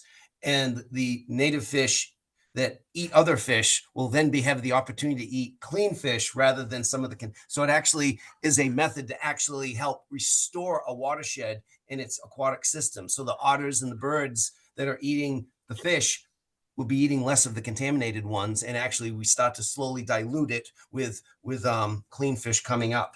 The other thing from a historical perspective, as an opportunity, from day one, I've seen this and I touched on it before.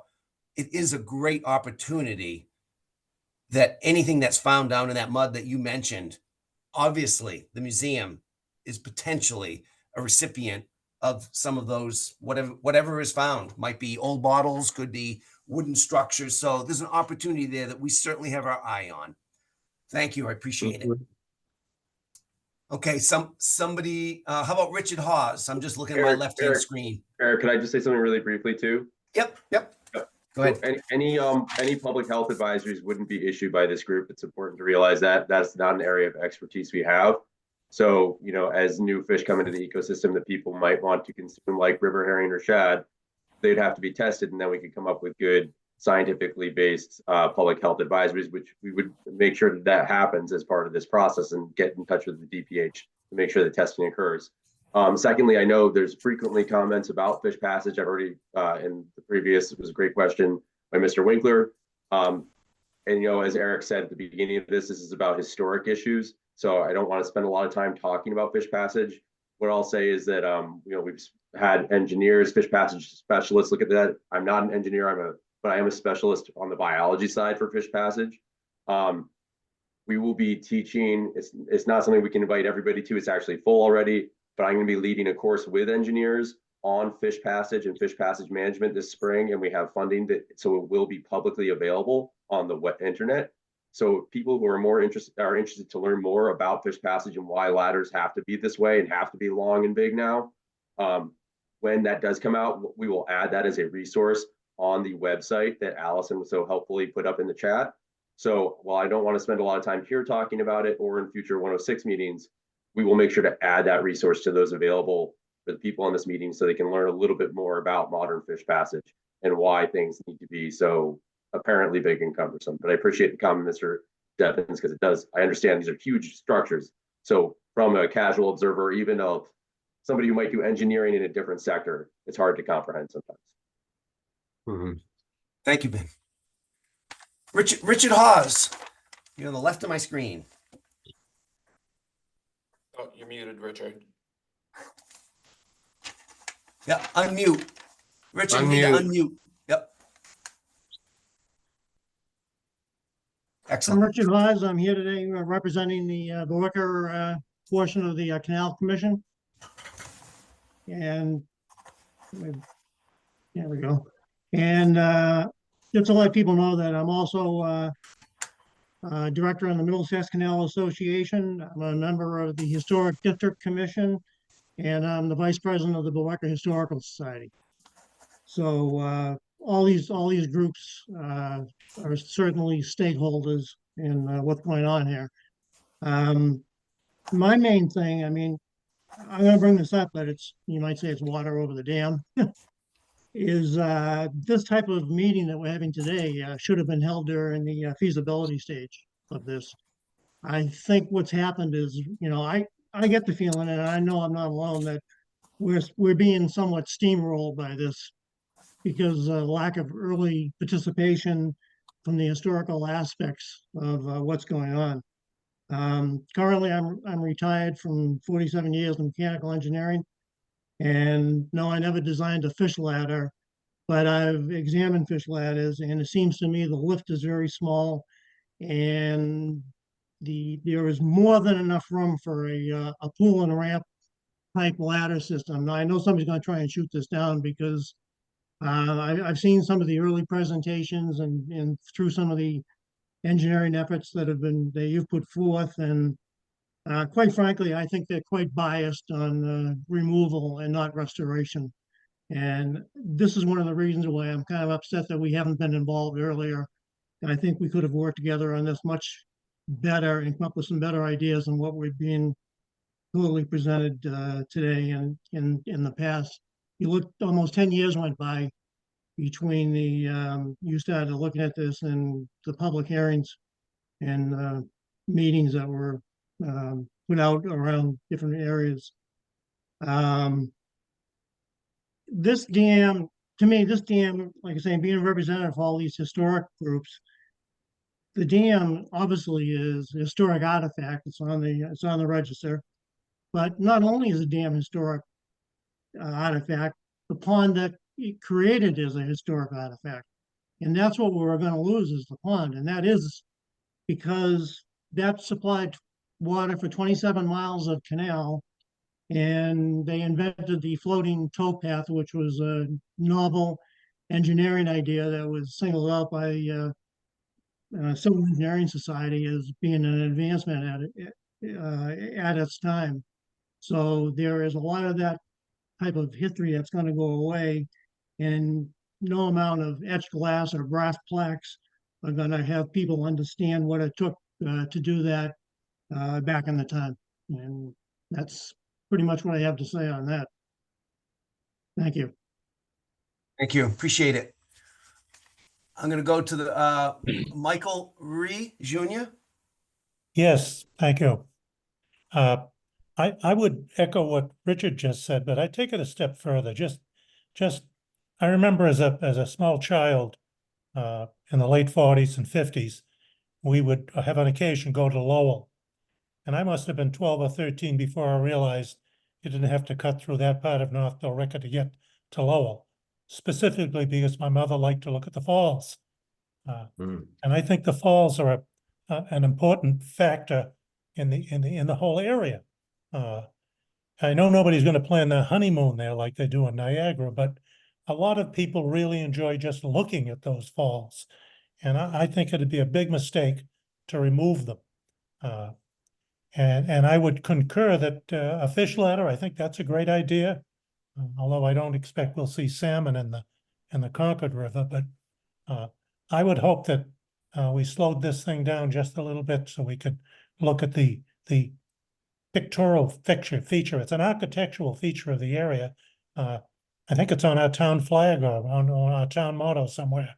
And I would hope that we don't just wipe this out willy-nilly. And that's about what I wanted to say. Thank you. Thank you, Richard. Andrew Jennings. Thank you. I apologize for having my video off, but I'm having an unstable internet, and hopefully by having my video off, I won't lose you. Two questions and then some mitigation ideas. Eric, has any of the dams that you have been involved in the renewal been a summit pond? My understanding is that this, because it is a summit pond, is quite unique in Massachusetts. And for Suzanne, the area of physical effects, you didn't show the portion of the Middlesex, remnants of the Middlesex Canal going east.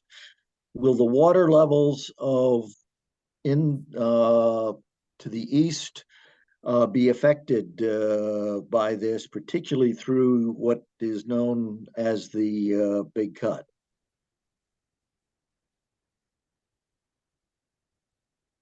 I'll take the first question, Andrew. Probably the first project I've worked on, and just so everyone's aware, so I'm on the same page. When you say a summit, meaning water used for a canal, I believe it's the first project I've worked on. But I hadn't thought of the question. I'm just off the cuff thinking. Very few that I've worked on, if potentially none that I've worked on specifically, were associated with a canal. And Suzanne, if you could help with that other question.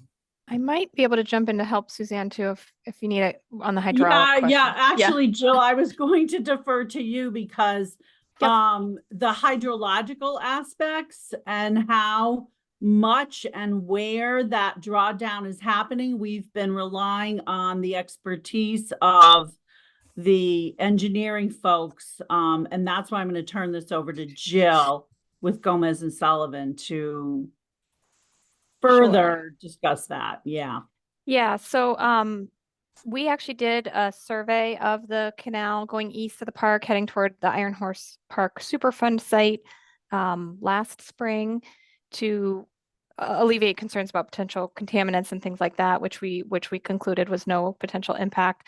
So we did a detailed survey of the canal looking for blockages and measured the bottom elevation of the canal at various points. And basically we found that the canal is completely blocked at the railroad, which is, I believe, the deep cut area that you're referring to. So there's no water passage through there at all currently. So there'll be no change to the east of that. And then even on the side closer to the mill pond, the High Street culvert is it sits about like it's looking like about 3.5 feet above like the pond elevation at the time of the survey. So some higher floods might extend into backwatering through that culvert, but under normal pond conditions, there's no hydraulic influence through there. So very little changes anticipated in that section of the canal beyond the culvert, beyond High Street. Does that help answer your question? Yes. Okay. Yes, thank you very much for those clarifications. Because of the uniqueness of the Summit Pond, I think that should be specifically considered and memorialized during any effort to mitigate the removal of the dam. I hope that any staging area is restored as the plans for the Middlesex Canal Park. Those plans are at the 25% level. I would hope that the 25% plan for the park could be brought up to date, given the changes in the water level. And I am into a lot of trail building in Massachusetts, and one of the challenges we have is coming up from the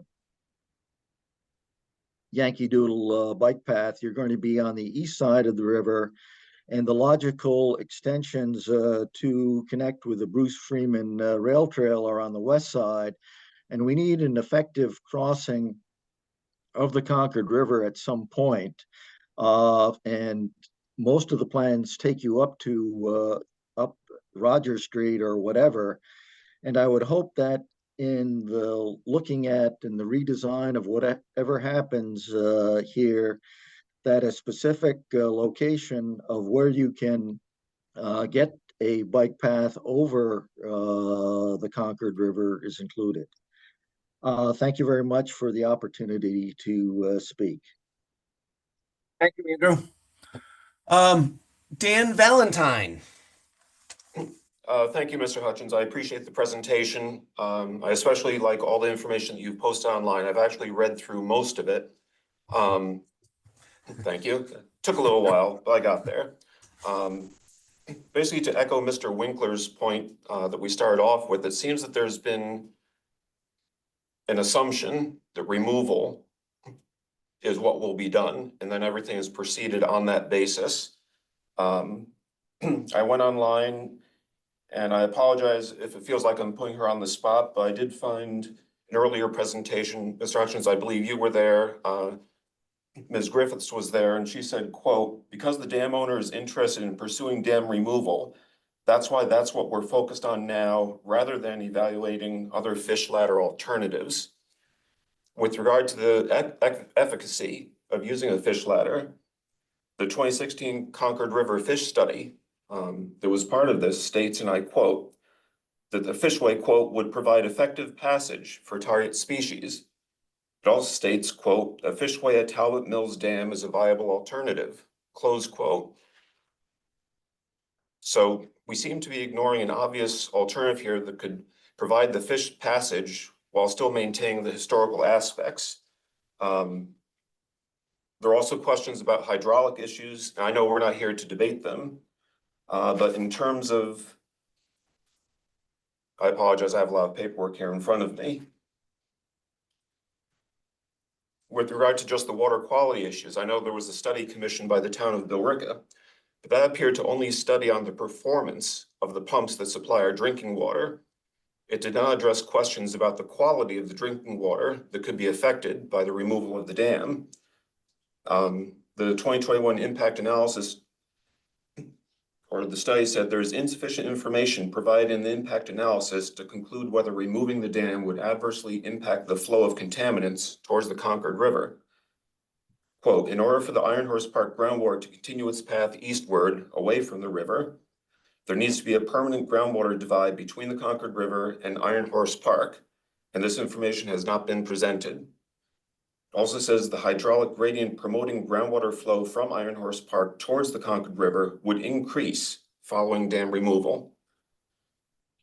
And this is a study that was authored by Streamworks. Streamworks says that they are, quote, "concerned with the uncertainty and the degree of mitigation provided by natural and artificial hydraulic features, as well as their permanence, which could result in impacts that the impact analysis report characterized as unlikely."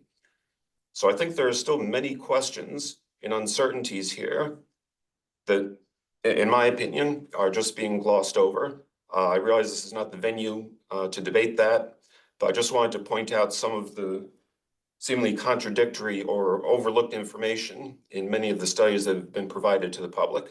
Thank you. Thank you, Mr. Valentine. Yeah, and clearly, as I have said a couple of times now, no permits have actually been applied for. They're being applied for this springtime. All the state and federal and local resource agencies who will potentially or be reviewing permit applications for the engineering, water quality, and the other issues are aware of this. and the studies. We've done additional information. So that's all going to be coming forward simultaneously. There are multiple paths happening parallel to each other. And, so hopefully that will help everybody in this process. Again, that's why we're not trying to necessarily do this. Some of that information will be coming out as this process continues as well with the consulting party. So that will help. There'll be new information coming. Okay, thank you. Thank you. Jill, did you want to touch on that? I can, if you want me to briefly respond to the Iron Horse Park stuff. I just wanted to mention that there is updated information. Dan, I'm not sure if you got a chance to review the environmental impact report that came out recently. It's the most recent document. So the Streamworks study that you mentioned, we go line by line through each of their comments and respond to them. And updated analyses have been conducted to satisfy all the concerns that they had about the potential contaminant migration. So we did an updated on-site survey of the canal connecting Iron Horse Park to the Concord River, as I mentioned, and for various reasons demonstrated no concerns. And we consulted with the EPA again, and they concurred with that finding. And DEP also concurred that there would be no water supply impacts, either hydraulically or for contaminants, in their comment letter on the ENF. Okay, thank you. I'll try and look at and review those reports. I appreciate Yeah. it. So in the EIR, it would start, if you have that, it's around page 125 that the Streamworks response starts. Okay, thank you. Yep. Left of my screen is Marlise Henderson. I'd like to yield to Mr. Breen, who was, he raised his hand before me. Oh, I'll be that's back. fine. I'm just going by on my screen left to right, but that, okay, Jay, you're up. Thank you. May I share screen? Okay. Share screen. Am I sharing? Yep. Okay, good. Jay Breen, President of the Middlesex Canal Association. So why wasn't the Faulkner Canal considered as an alternative? Why wasn't the Faulkner Canal considered as an alternative to remove? That was touched on in the very first feasibility study. It's not desirable for fish passage. Ben could maybe comment on this further, but they don't tend to want to enter dark tunnels for one reason. And then another is you'd probably need several internal fish ladders throughout that sluiceway to make it work, which would open up a whole host of issues as well. But yeah, that was considered. You would need several what, Jill? Fish ladders or some sort of fishways internally to make up the elevation gain throughout the sluiceway. Why is that a problem? Well, it's not necessarily. I'm just saying it was considered and it was dismissed for most importantly, the first reason that I mentioned. Yeah, Jay, so I think what Jill's trying to capture is that making that structure viable as a fish passage alternative would you'd have to overcome behavioral things with no way to do it outside of daylighting, right? Because they don't both shad and river herring really, they will go through light gradients, but it's a severe impediment to passage. They don't like transferring light gradients because they can't see the predators on the other side. It's like when you're staring into the sun in the afternoon commuting around on 495, maybe like on a late afternoon heading south on 495, you're going to get the sun in your eyes. The same thing with them. They don't like it because things try to eat them. And then also the same deal where there's elevation gradients within that sluiceway that would require us going in and constructing new structures. And there's no real way to do that well without tearing apart that building, which the dam owner does not know. Or the mill owner. It was not a really viable, what? Or Sorry, the Jill, mill sorry? owner, or the Right. mill owner possibly, yeah. Yeah. So it's outside of the ownership of the dam. It's incredibly cost and logistically prohibitive. So that's why it wasn't it was considered, but it was not a alternative in the early feasibility study that was done by Jill and funded by DMF. that was pursued because it just wasn't a viable alternative for many reasons. Hopefully that explains that. Okay. I believe in the original study, what Jill, the engineer Jill reported was that there were no plans for the Faulkner Canal available. Anyway, and in terms of the, okay, next slide. In terms of, my understanding is you could have fitted there's a Denell fishway there, and it's, let me see, I can't get this. It's 4 feet by 4 feet, and the Faulkner Canal is 12 feet wide, and of course, many feet high. It does seem that, well, it's a question of whether the fish will go up through the tunnel. So anyway, my next slide hasn't. You can easily fit, go ahead. I was going to say on the right side of that plan is the call out for the Daniil baffle, named after the engineer who created it, and that's what enables the fish to go up a structure that size. And even then, it doesn't work very well for shad at all. It does work fairly well if well constructed and sited for river herring by fairly well 60 to 70% of fish, but it does not work for shad. So, but I just want to call out here that there's a lot of engineering that has more to do with what's on the right side of your screen than the length and width of the structure. You mean the left side? Okay. Well, again, I think this fishway that you have here could have been extended down the Faulkner Canal.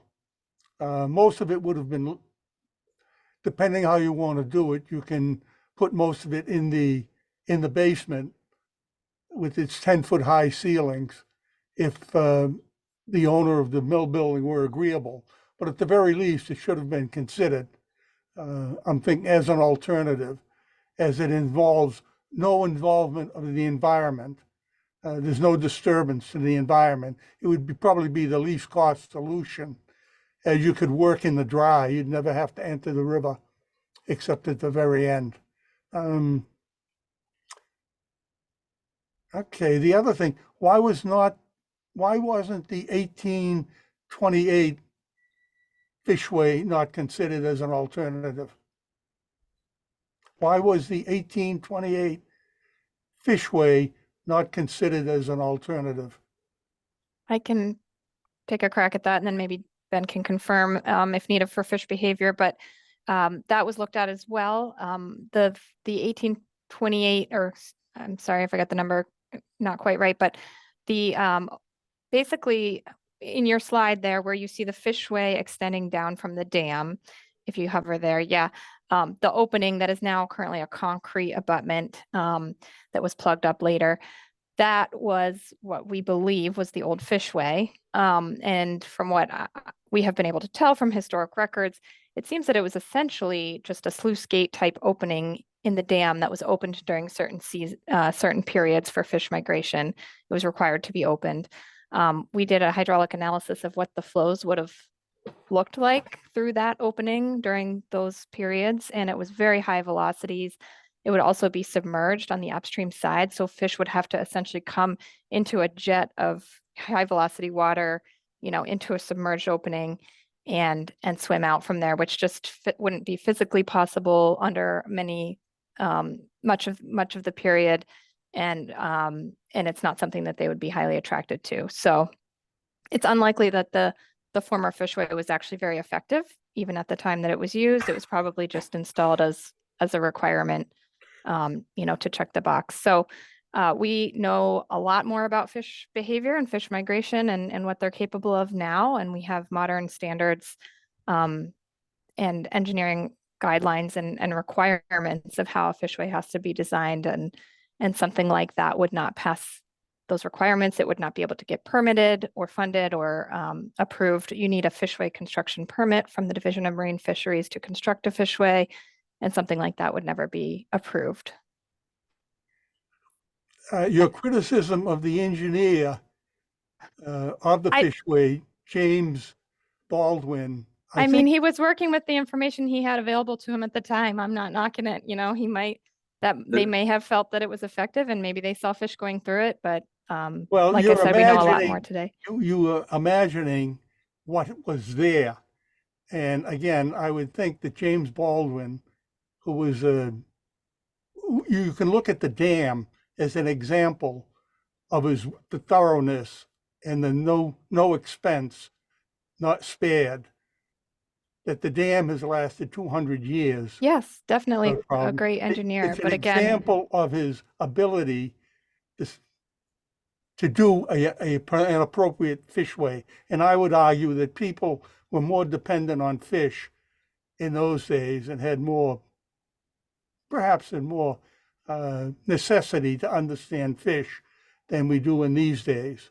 But anyway, again, I think the criticism, you're imagining what James Baldwin built there is, well, you had a bias, of course, to imagine it wouldn't work. The other point I have on this fishway.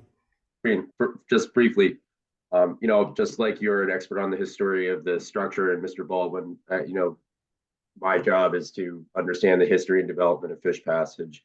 And at the time the dam was built, they simply didn't know about fish passage. Most of the dams and the allowing for passage of fish was simply to open a gate like this, or if there's a wooden dam, to open a wooden section over the whole dam and allow fish passage.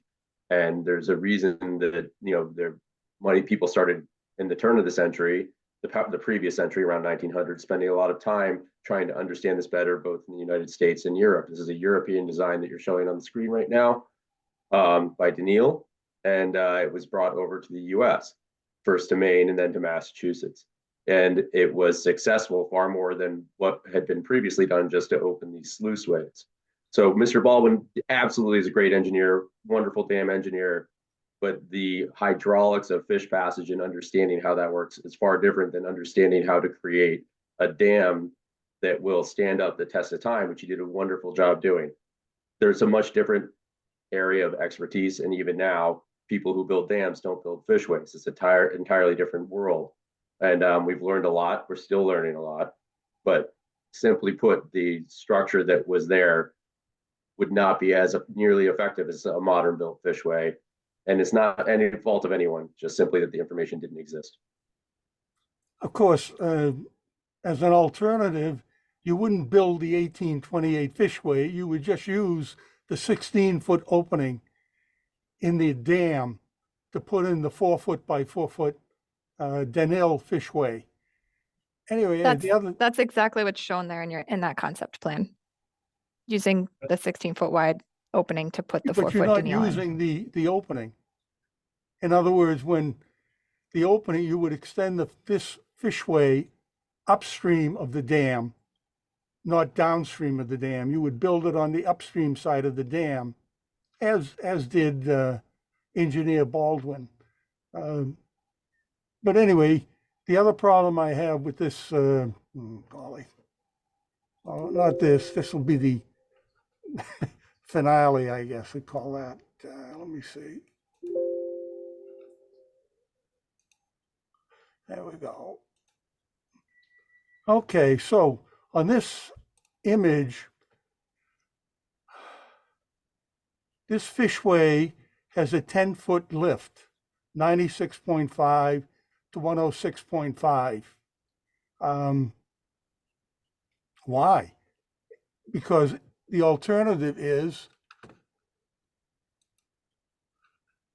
the dam is at 108.2. The 1828 fishway right here had 104 feet. There's So- only a 4-foot lift required, not the 10 feet in the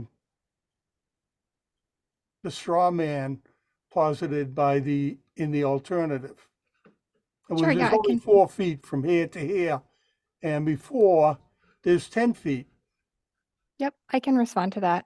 So if you go back to the picture slide, it might be a little easier to interpret. Couple things going on here. One, this was done during a very conceptual phase, feasibility phase, where we did not have detailed survey of the bedrock downstream of the dam, so we were making some assumptions.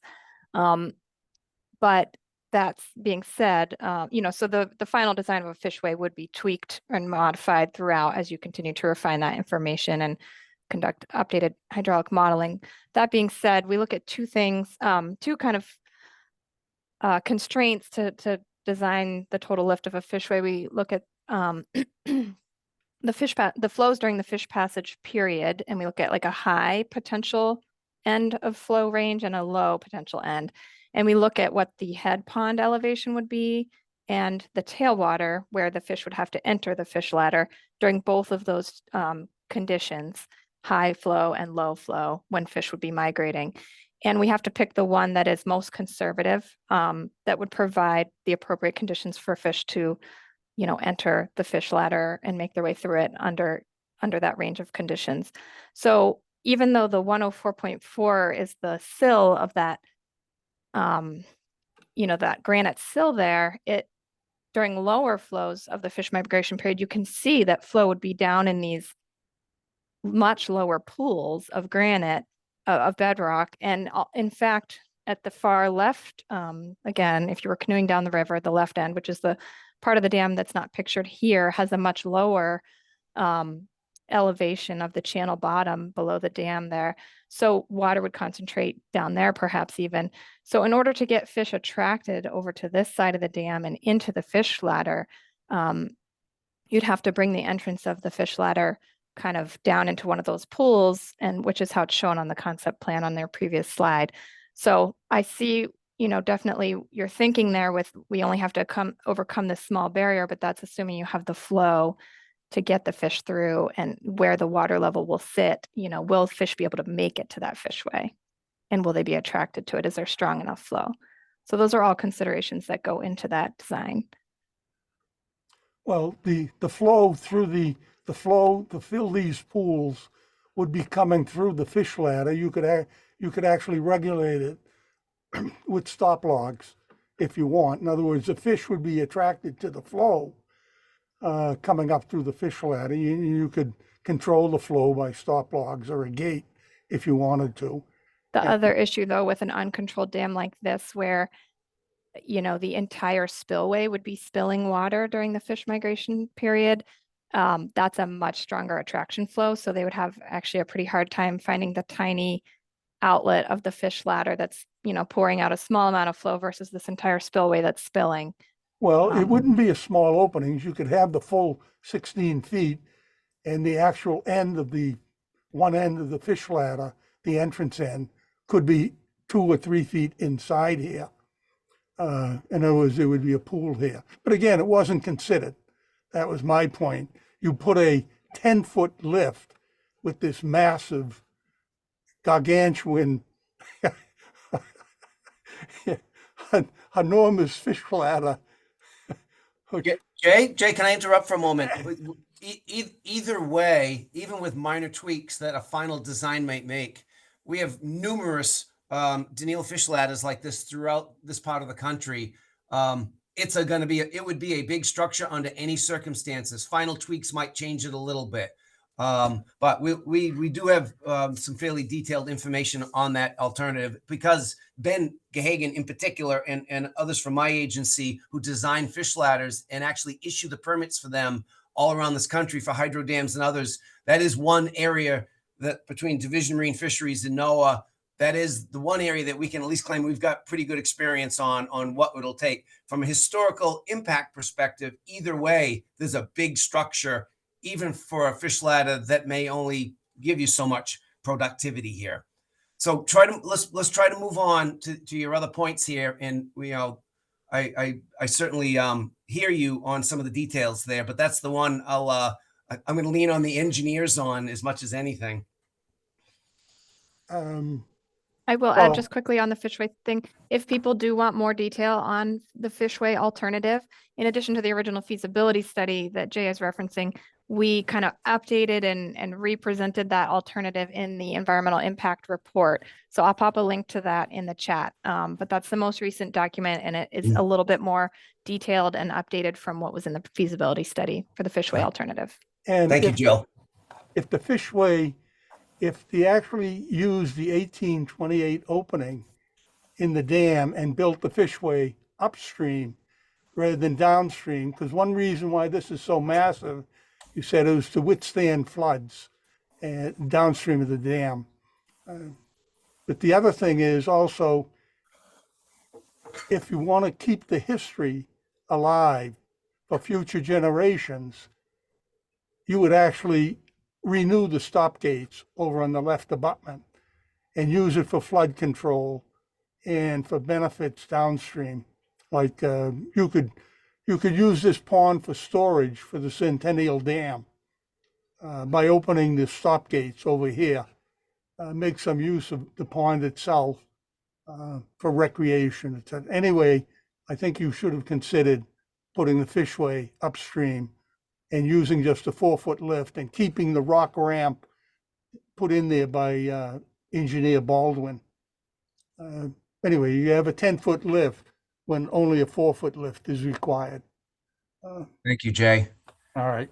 Can we, I'm done. Marlise, are you next, or are you going to send me to somebody Yes. else? No, yes, please. I almost regret yielding. It took too long. We're talking about something that the dam owner wasn't going to consider, period.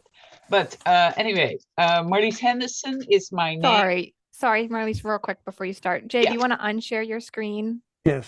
Thank you. Go ahead, Marlies. Sorry about that. Yeah, that gives me a chance to share my screen. Okay. But no, that's not it, right? Yes, that's it. The Mill Pond Park we see. Yes. I'm a North Billerica resident, outdoors advocate, and a certified interpretive guide. Local history and open space awareness are my thing. I lead walks and paddles. I think I understand the concerns of the Middlesex Canal folks. I am a Middlesex Canal member myself. I am sympathetic and empathetic to their pain and sorrow, but historically, I stand with Thoreau and his crowbar. And history goes even further back, 10,000 years. So there's more history than the not even 50 years that the Middlesex Canal was active.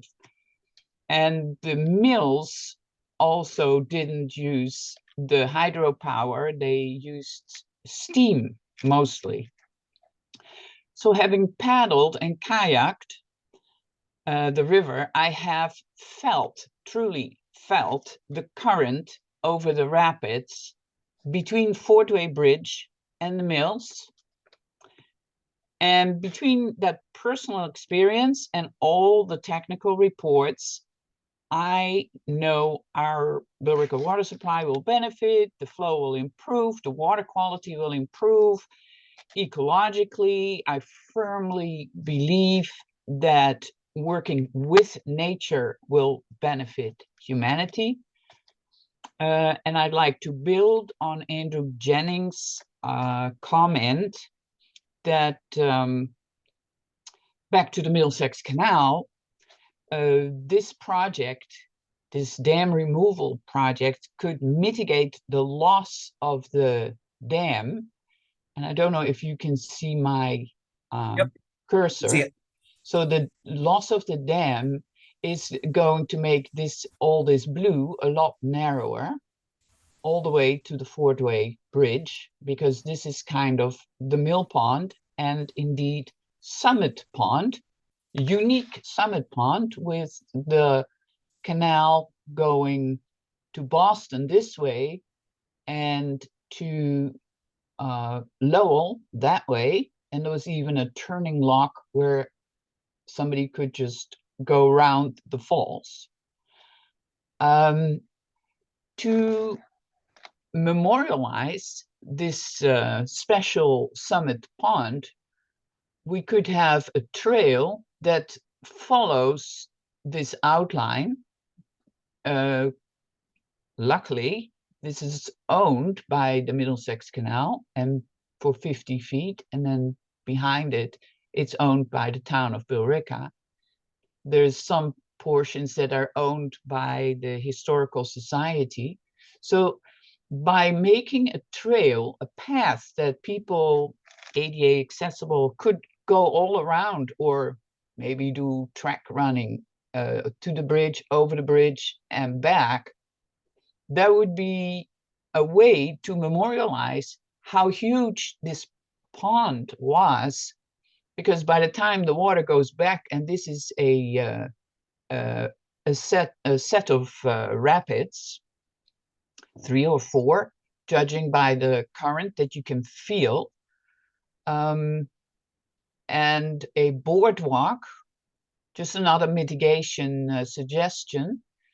The crib, of which there are remnants, you can feel it. It's this like railroad ties, wood filled with rocks. I don't know if that, you know, when it dries up, the wood will probably go away real quick. The anchor stone is still there. There might be a possibility for a bridge, as Andrew Jennings had suggested, or a bridge over the Concord, indicating a footbridge, indicating exactly where the dam was, perhaps making use of those granite stones, still allowing for fish passage, but having part of the dam still there as abutments for a footbridge. Considering the fact that this is a rather narrow bridge with only a sidewalk on one side, that would be a way to remember there was a dam there, a bronze plaque. Yeah, it's nice, but they get this theft and melting them down and buying your next shot of fentanyl. So I don't know, bronze plaques. The footbridge, interpretive panels can do a lot. The Middlesex Canal Park, which was on the tip, the transportation improvement plan until 2008, and then disappeared from it. It was on it for 10 years, probably the length of how long a feasibility study would be good enough, considered good enough, but it's still a good map, and it's still a good plan to have this park. So yeah, I wanted to put that out there as ideas for mitigation, and I think I can stop sharing. Thank you, Marlise.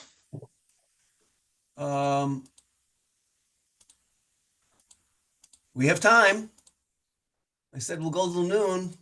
And if someone wants to speak up, not to repeat something you've said, but if someone has some new information, we certainly would like to hear it. And there will be a future even if we stop short today, I do promise that we will continue this dialogue. And so now that you have an opportunity to make sure that you have all the documents, heard from others, it may generate new ideas from your perspective that we'd like to hear.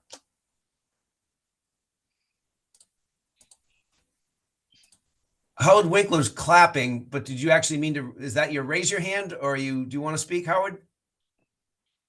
You're muted, Howard.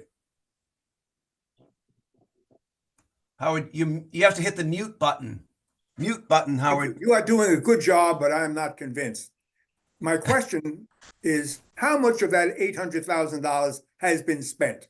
I can answer that question. That's an easiest one all night. Good. Big fat zero. None of it. Zero. Okay. Zero. So it's all there then. Yep. Okay. So where has the money been coming from? It came from the other sources, from the mostly the funding that's gone into this project was the NRD natural resource damages case associated with the Nyanza mercury spill up in Ashland, Massachusetts. So that paid for the initial feasibility work that the Division of Marine Fisheries Service led up.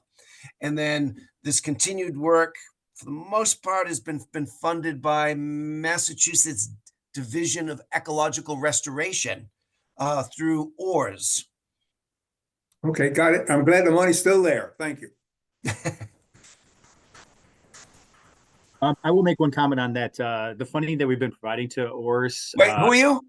Sorry, this is Joseph Goulds, Division of Ecological Restoration, DER. Sorry, thanks, Eric, for the reminder. The money that we have been providing, just so everybody knows, is through to ORS, also through technical services contracts directly with Gomez and Sullivan. And that funding is through the dam removal program. Just so everybody knows, that funding is strictly limited to dam removals and that work that has been being done. So this is state funding, and that's what we're required to do. And also, obviously, achieve all the project goals that Eric mentioned earlier and try and get those done. Thank you.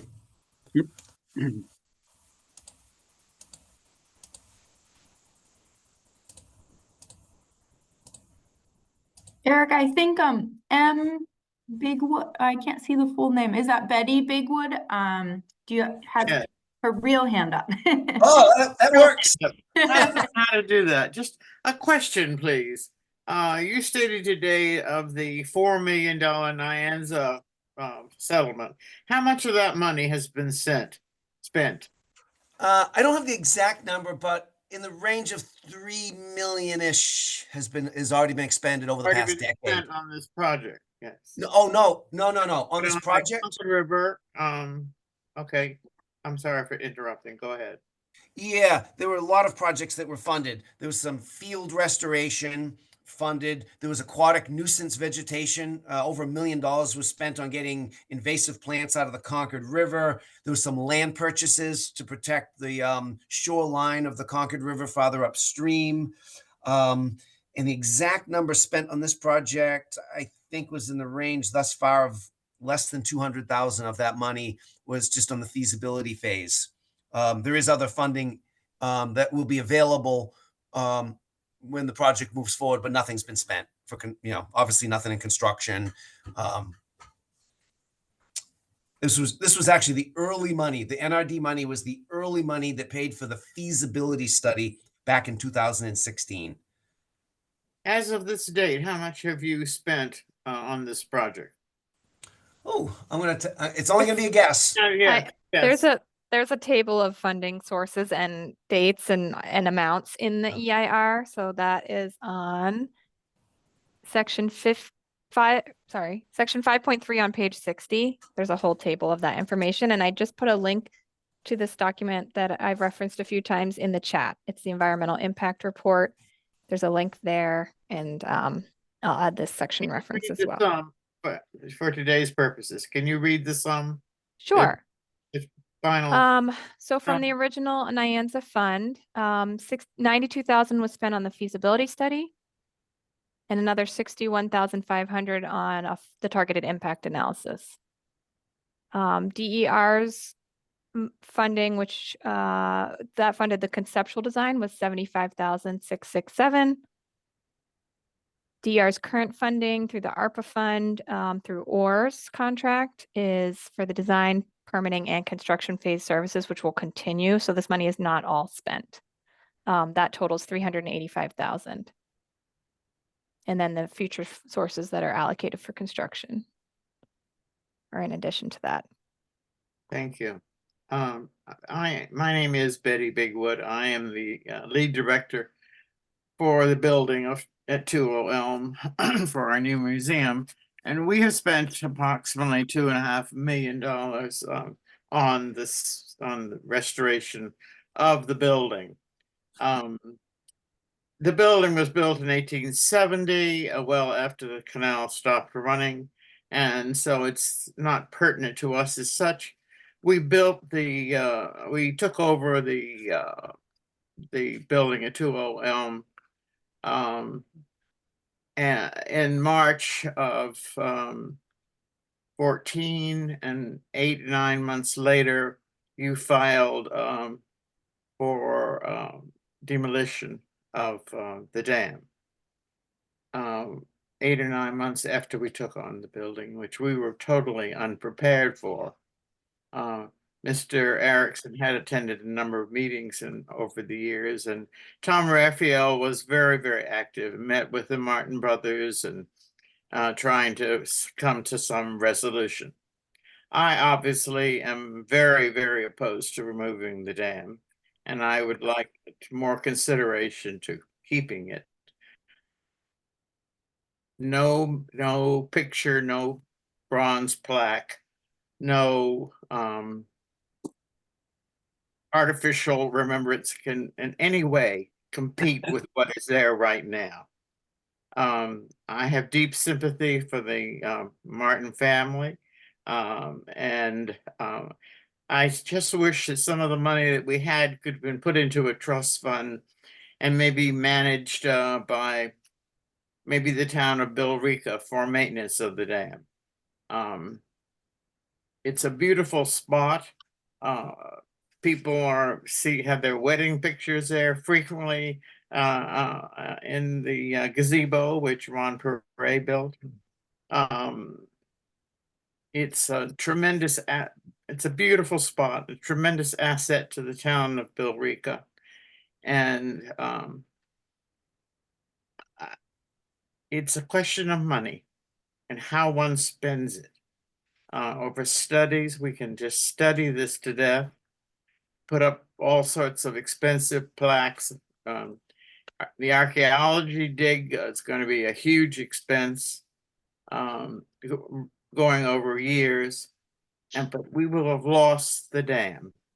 And I would like to put every possible effort that we have to relieve the Martin family from the restrictions, but somehow keep the dam with some initiative to acquire money, trust fund, something in this order.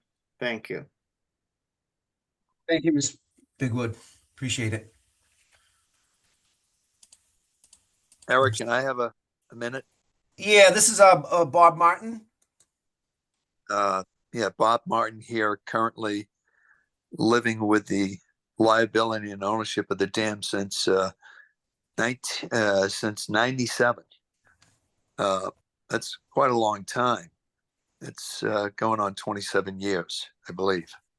So Betty, I appreciate your thoughts and consideration in terms of what my family has been exposed to over all these years, this liability. So I do appreciate you pointing that out. I might say that you're the only person that did point that issue out. And I would also like to say, being the owner of the dam, there is no room for a fish ladder to be put on that dam. We will not accept that position. Tom Raphael was a gentleman that both my brother Bill and myself have known for years, and we've had multiple conversations of the Middlesex Canal Commission taking over the dam. Unfortunately, we never reached a compromise in that, and that might be a bit unfortunate for the Middlesex Canal Commission that we didn't reach that settlement. I might also mention that I was very instrumental in the gifting of that building. Whether it was a good gift or not at this point with the $2 million that you put into it, but I was behind the scenes with the desire of wanting that building to be gifted to you folks. And I should also mention that this conversation of the gifting the canal to not only to the Middlesex Canal Commission, but also to the town, was never received. Throughout this entire period of time, my family has expended the cost of maintaining and the cost of filing and the liability. And to this day, we still have that same situation.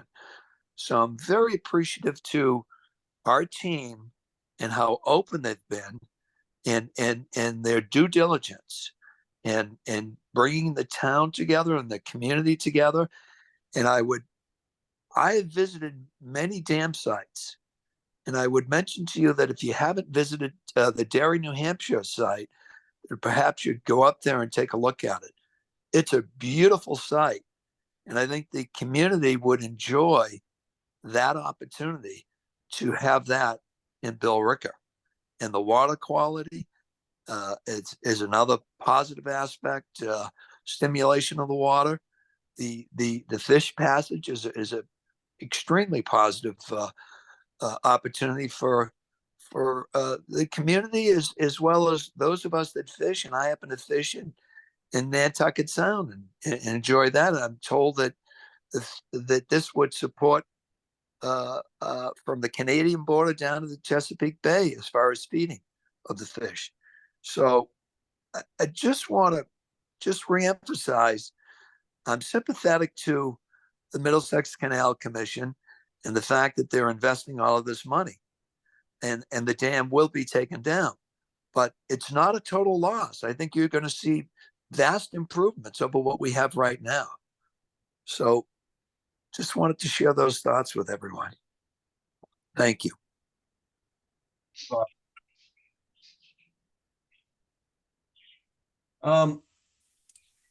We still have 32 of us on the call right now, which I got to thank everyone, which is actually fantastic to actually start out with 32, 34, and close to 3 hours later, have everybody here. Shows the level of attention, and we appreciate it. I think I did. Marlene, did you want to say something else? I saw you. Yeah, just when you mentioned that, so it's slightly off topic.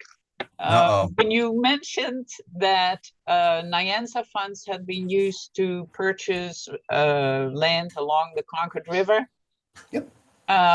Knowing that Henry David Thoreau and his brother in 1839 with their dory traveled down the Concord River through the Middlesex Canal to the Merrimack, as described in his book, A Week on the Concord and Merrimack Rivers. They camped in Billerica on an island, and this island is currently privately owned. It is, however, landlocked inside the Great Meadows. So it might be something to consider that remembering Henry David Thoreau and his crowbar and his story of describing Billerica, that his campsite island, that is an island in the spring only, be purchased with Nyanza money, with perhaps a possibility to camp on the island, like you sometimes see along the Connecticut River, and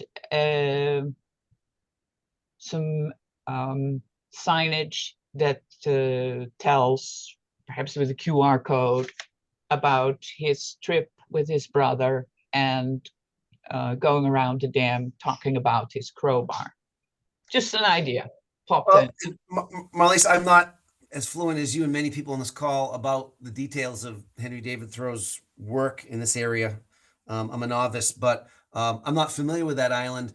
By all means, if you have a little bit more information, send it my way, because there's always opportunities to purchase land that has ecological and social value. So that sounds like it might be a fit out there somewhere. So please send me something on that. I will. Thank you. I was just wondering whether the town of Billerica, I know Alec, you're and Richard are part of the historical commission. Has there been an overall, not a vote, but how many people really realize in Billerica that these falls will be gone? And I appreciate what I think it was Mr. Reyes said, that there's an aesthetic quality to that, which draws many Billerica individuals. Yeah, we've had a bare bones minimum of a few public meetings and then private meetings with Middlesex Canal Commission, Canal Association, obviously scene write-ups. We are continuing that, and there will be a number of permits at the local level, which will also be publicly advertised at the local level for upcoming. So there has been a lot of outreach, every possible way we can. There's only so many ways you can do it. We're translating into 4 different languages, putting frequently asked questions out there. But I do want to touch on one thing that you brought up, and I haven't chimed in too much. But one thing to keep in mind: there is absolutely a beautiful waterfall here with the dam, hands down, no question about it. But from our experience and our knowledge from even locals and from the historical records, this section between the Fordway Bar and where the dam is actually going to be a series of small cascades that are passable by fish, but there's going to be all kinds of undulations. So it won't be a spillway over a dam without a dam, but there will be like a natural river with all kinds of water dropping over rocks, over boulders, that type of nature. So there will be something different, but there will be something in the order of whitewater, sound, and things to hear. Because that's something I hear a lot as the lead federal agency in these projects, is the sound, the whitewater, the visual. Now, we've done dam removals before where it all goes away. I'll be honest with you. It becomes just a flat water river, good for fish passage, but that's not the case here. This, similar to Exeter, is going to be a situation where there will be series of cascades and boulders in bedrock. So there will be a feature here. It will not be a slow section of the river like upstream of the Fordway. Everything between the Fordway and where this dam exists now is going to be extremely different, and it will be actually whitewater of some nature, sound and visual, over no longer just a 10-foot stretch, but almost a 1,500-foot stretch. So it'll be different, but you'll actually get a lot more of what people often like to hear. Sound does matter, and see. Thank you. I appreciate it. And there are some pictures there, but it will go all the way up to the Fordway. Yeah. And that's actually, just so you all know, that's why the dam was built at this location. Dams are often built where there was interesting whitewater, because where you have whitewater is usually where the water drops faster. You have a steeper slope. You wouldn't see a dam. That's why there's no dams up above the Fordway Bar, even historically, because the water's so flat. There's no drop. This section had a drop in elevation. And it's kind of interesting that we've actually lost all throughout our country, but especially New England, the lion's share of the whitewater sections of rivers, which are really valuable for oxygenating the water, but also from a visual and cultural perspective, are the very areas that were destroyed by the Industrial Revolution, because they could get energy and water supply from the drop in the grade of the river. So these are what we lost more of anything in New England, where the rivers dropped at grade changes. So we've lost all these sections of boulders and bedrock and left just impoundments everywhere. So anyway, I'm used to that in these situations. Eric, thank you, Bob Martin, once again for correcting. It's Exeter, not Darien, New Hampshire. However, would it be beneficial to the community if we were to video that site and have it as an attachment on our website, so that the community that cannot make it up to that location would have an opportunity to hear and see what was nicely put together there? Actually, I think that's a great idea, and it would be easy to do, and it may be something to actually fit into some of those upcoming permit meetings, because people will be discussing changes in habitat, changes from flat water to whitewater. I mean, pretty much any ecologist knows that there's a lot of value in whitewater, but it'd be good to be able to present it and show it. That's a great idea. We hadn't thought of that. Appreciate it, There Bob. are restaurants up there. There are retail shops up there. And all of these opportunities came about as a result of that dam coming down, and exactly what you explained. It's fantastic. Yeah, just so you know, there were a couple of commercial buildings just upstream of the Exeter Dam due to flooding. The owners didn't even sell them. They waited till the dam was out and they've actually now been redeveloped into restaurants, and it's actually significantly changed the commercial benefits to Exeter for private interests there and public. Thank you, Bob. I like the idea of a video, maybe from a couple of different sites. Yeah. Okay, 10 minutes, winding down. And again, just to repeat, we're going to look to repeat this. We're going to target second week in May. Maybe it'll be a little late, a little earlier, but we're going to wait and see where things go. And we will, I have an email list. We've got everybody on a list. This is the consulting parties group here today. It's extensive. We've got really good representation here. And this is not the end of the discussion by any stretch of the imagination. Allison Fields, you from Thank you. I'll be very quick. Thank you all so much for participating. And I did just want to mention in Mr. Devens had asked about whether people in Billerica had really heard about this project. And I just wanted to mention that we have done quite a lot of presentations to the Rotary Club, Lions Club, Senior Center. We had an overflow audience. I've done 2 at the Senior Center, the MCA, the MCC, churches. So we have tried to just get out to various audiences and share the project status and listen a lot. We've heard good ideas. We've heard a lot of good questions, so people can fully understand all the ins and outs of what this project would be like, what the future might be like. So, you know, we've really tried to do that, and you know, we're continuing to do that. So I just wanted to mention that and thank everybody here for their thoughts. We fully appreciate that when you change a landscape or suggest the change of a landscape, that can be very difficult. And we've seen that happens with almost every dam project. And so we really want to listen to see what sorts of things matter to people and how we can address those things. So thank you.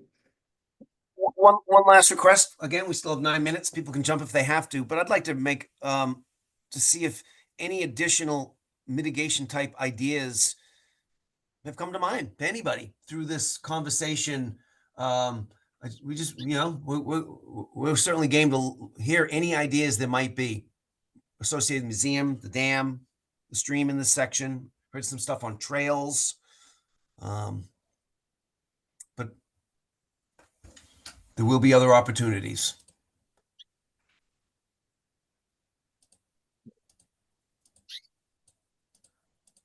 Okay, and unless Allison, you want to raise your hand again, I think I'm going to call it a wrap and thank everybody for sticking this out. And we'll be back in touch. I really hope everyone hasn't had a chance to review any of the documents. You know, we're making them available in the chat. They're on the web pages. Take a look there. There will be more information forthcoming through the permitting process. And actually, I just want to chime in. Thank you for saying that, Allison. But of all the dam removals I've worked on in New England, which is almost as much as anybody, there actually has been no higher level of outreach than this project. On all these dam removals you're hearing about all across New England and the United States. Well, I'm not going to compare it to other places in the United States, but in our region, all these outreach meetings that you've done and translating into different languages, it's actually more than Exeter and Andover and Plymouth and all of the projects. So this one has received absolutely an elevated, superior level. And I want to thank ORS for helping facilitate that. Job well done. All right. Thanks, everybody. Thank you.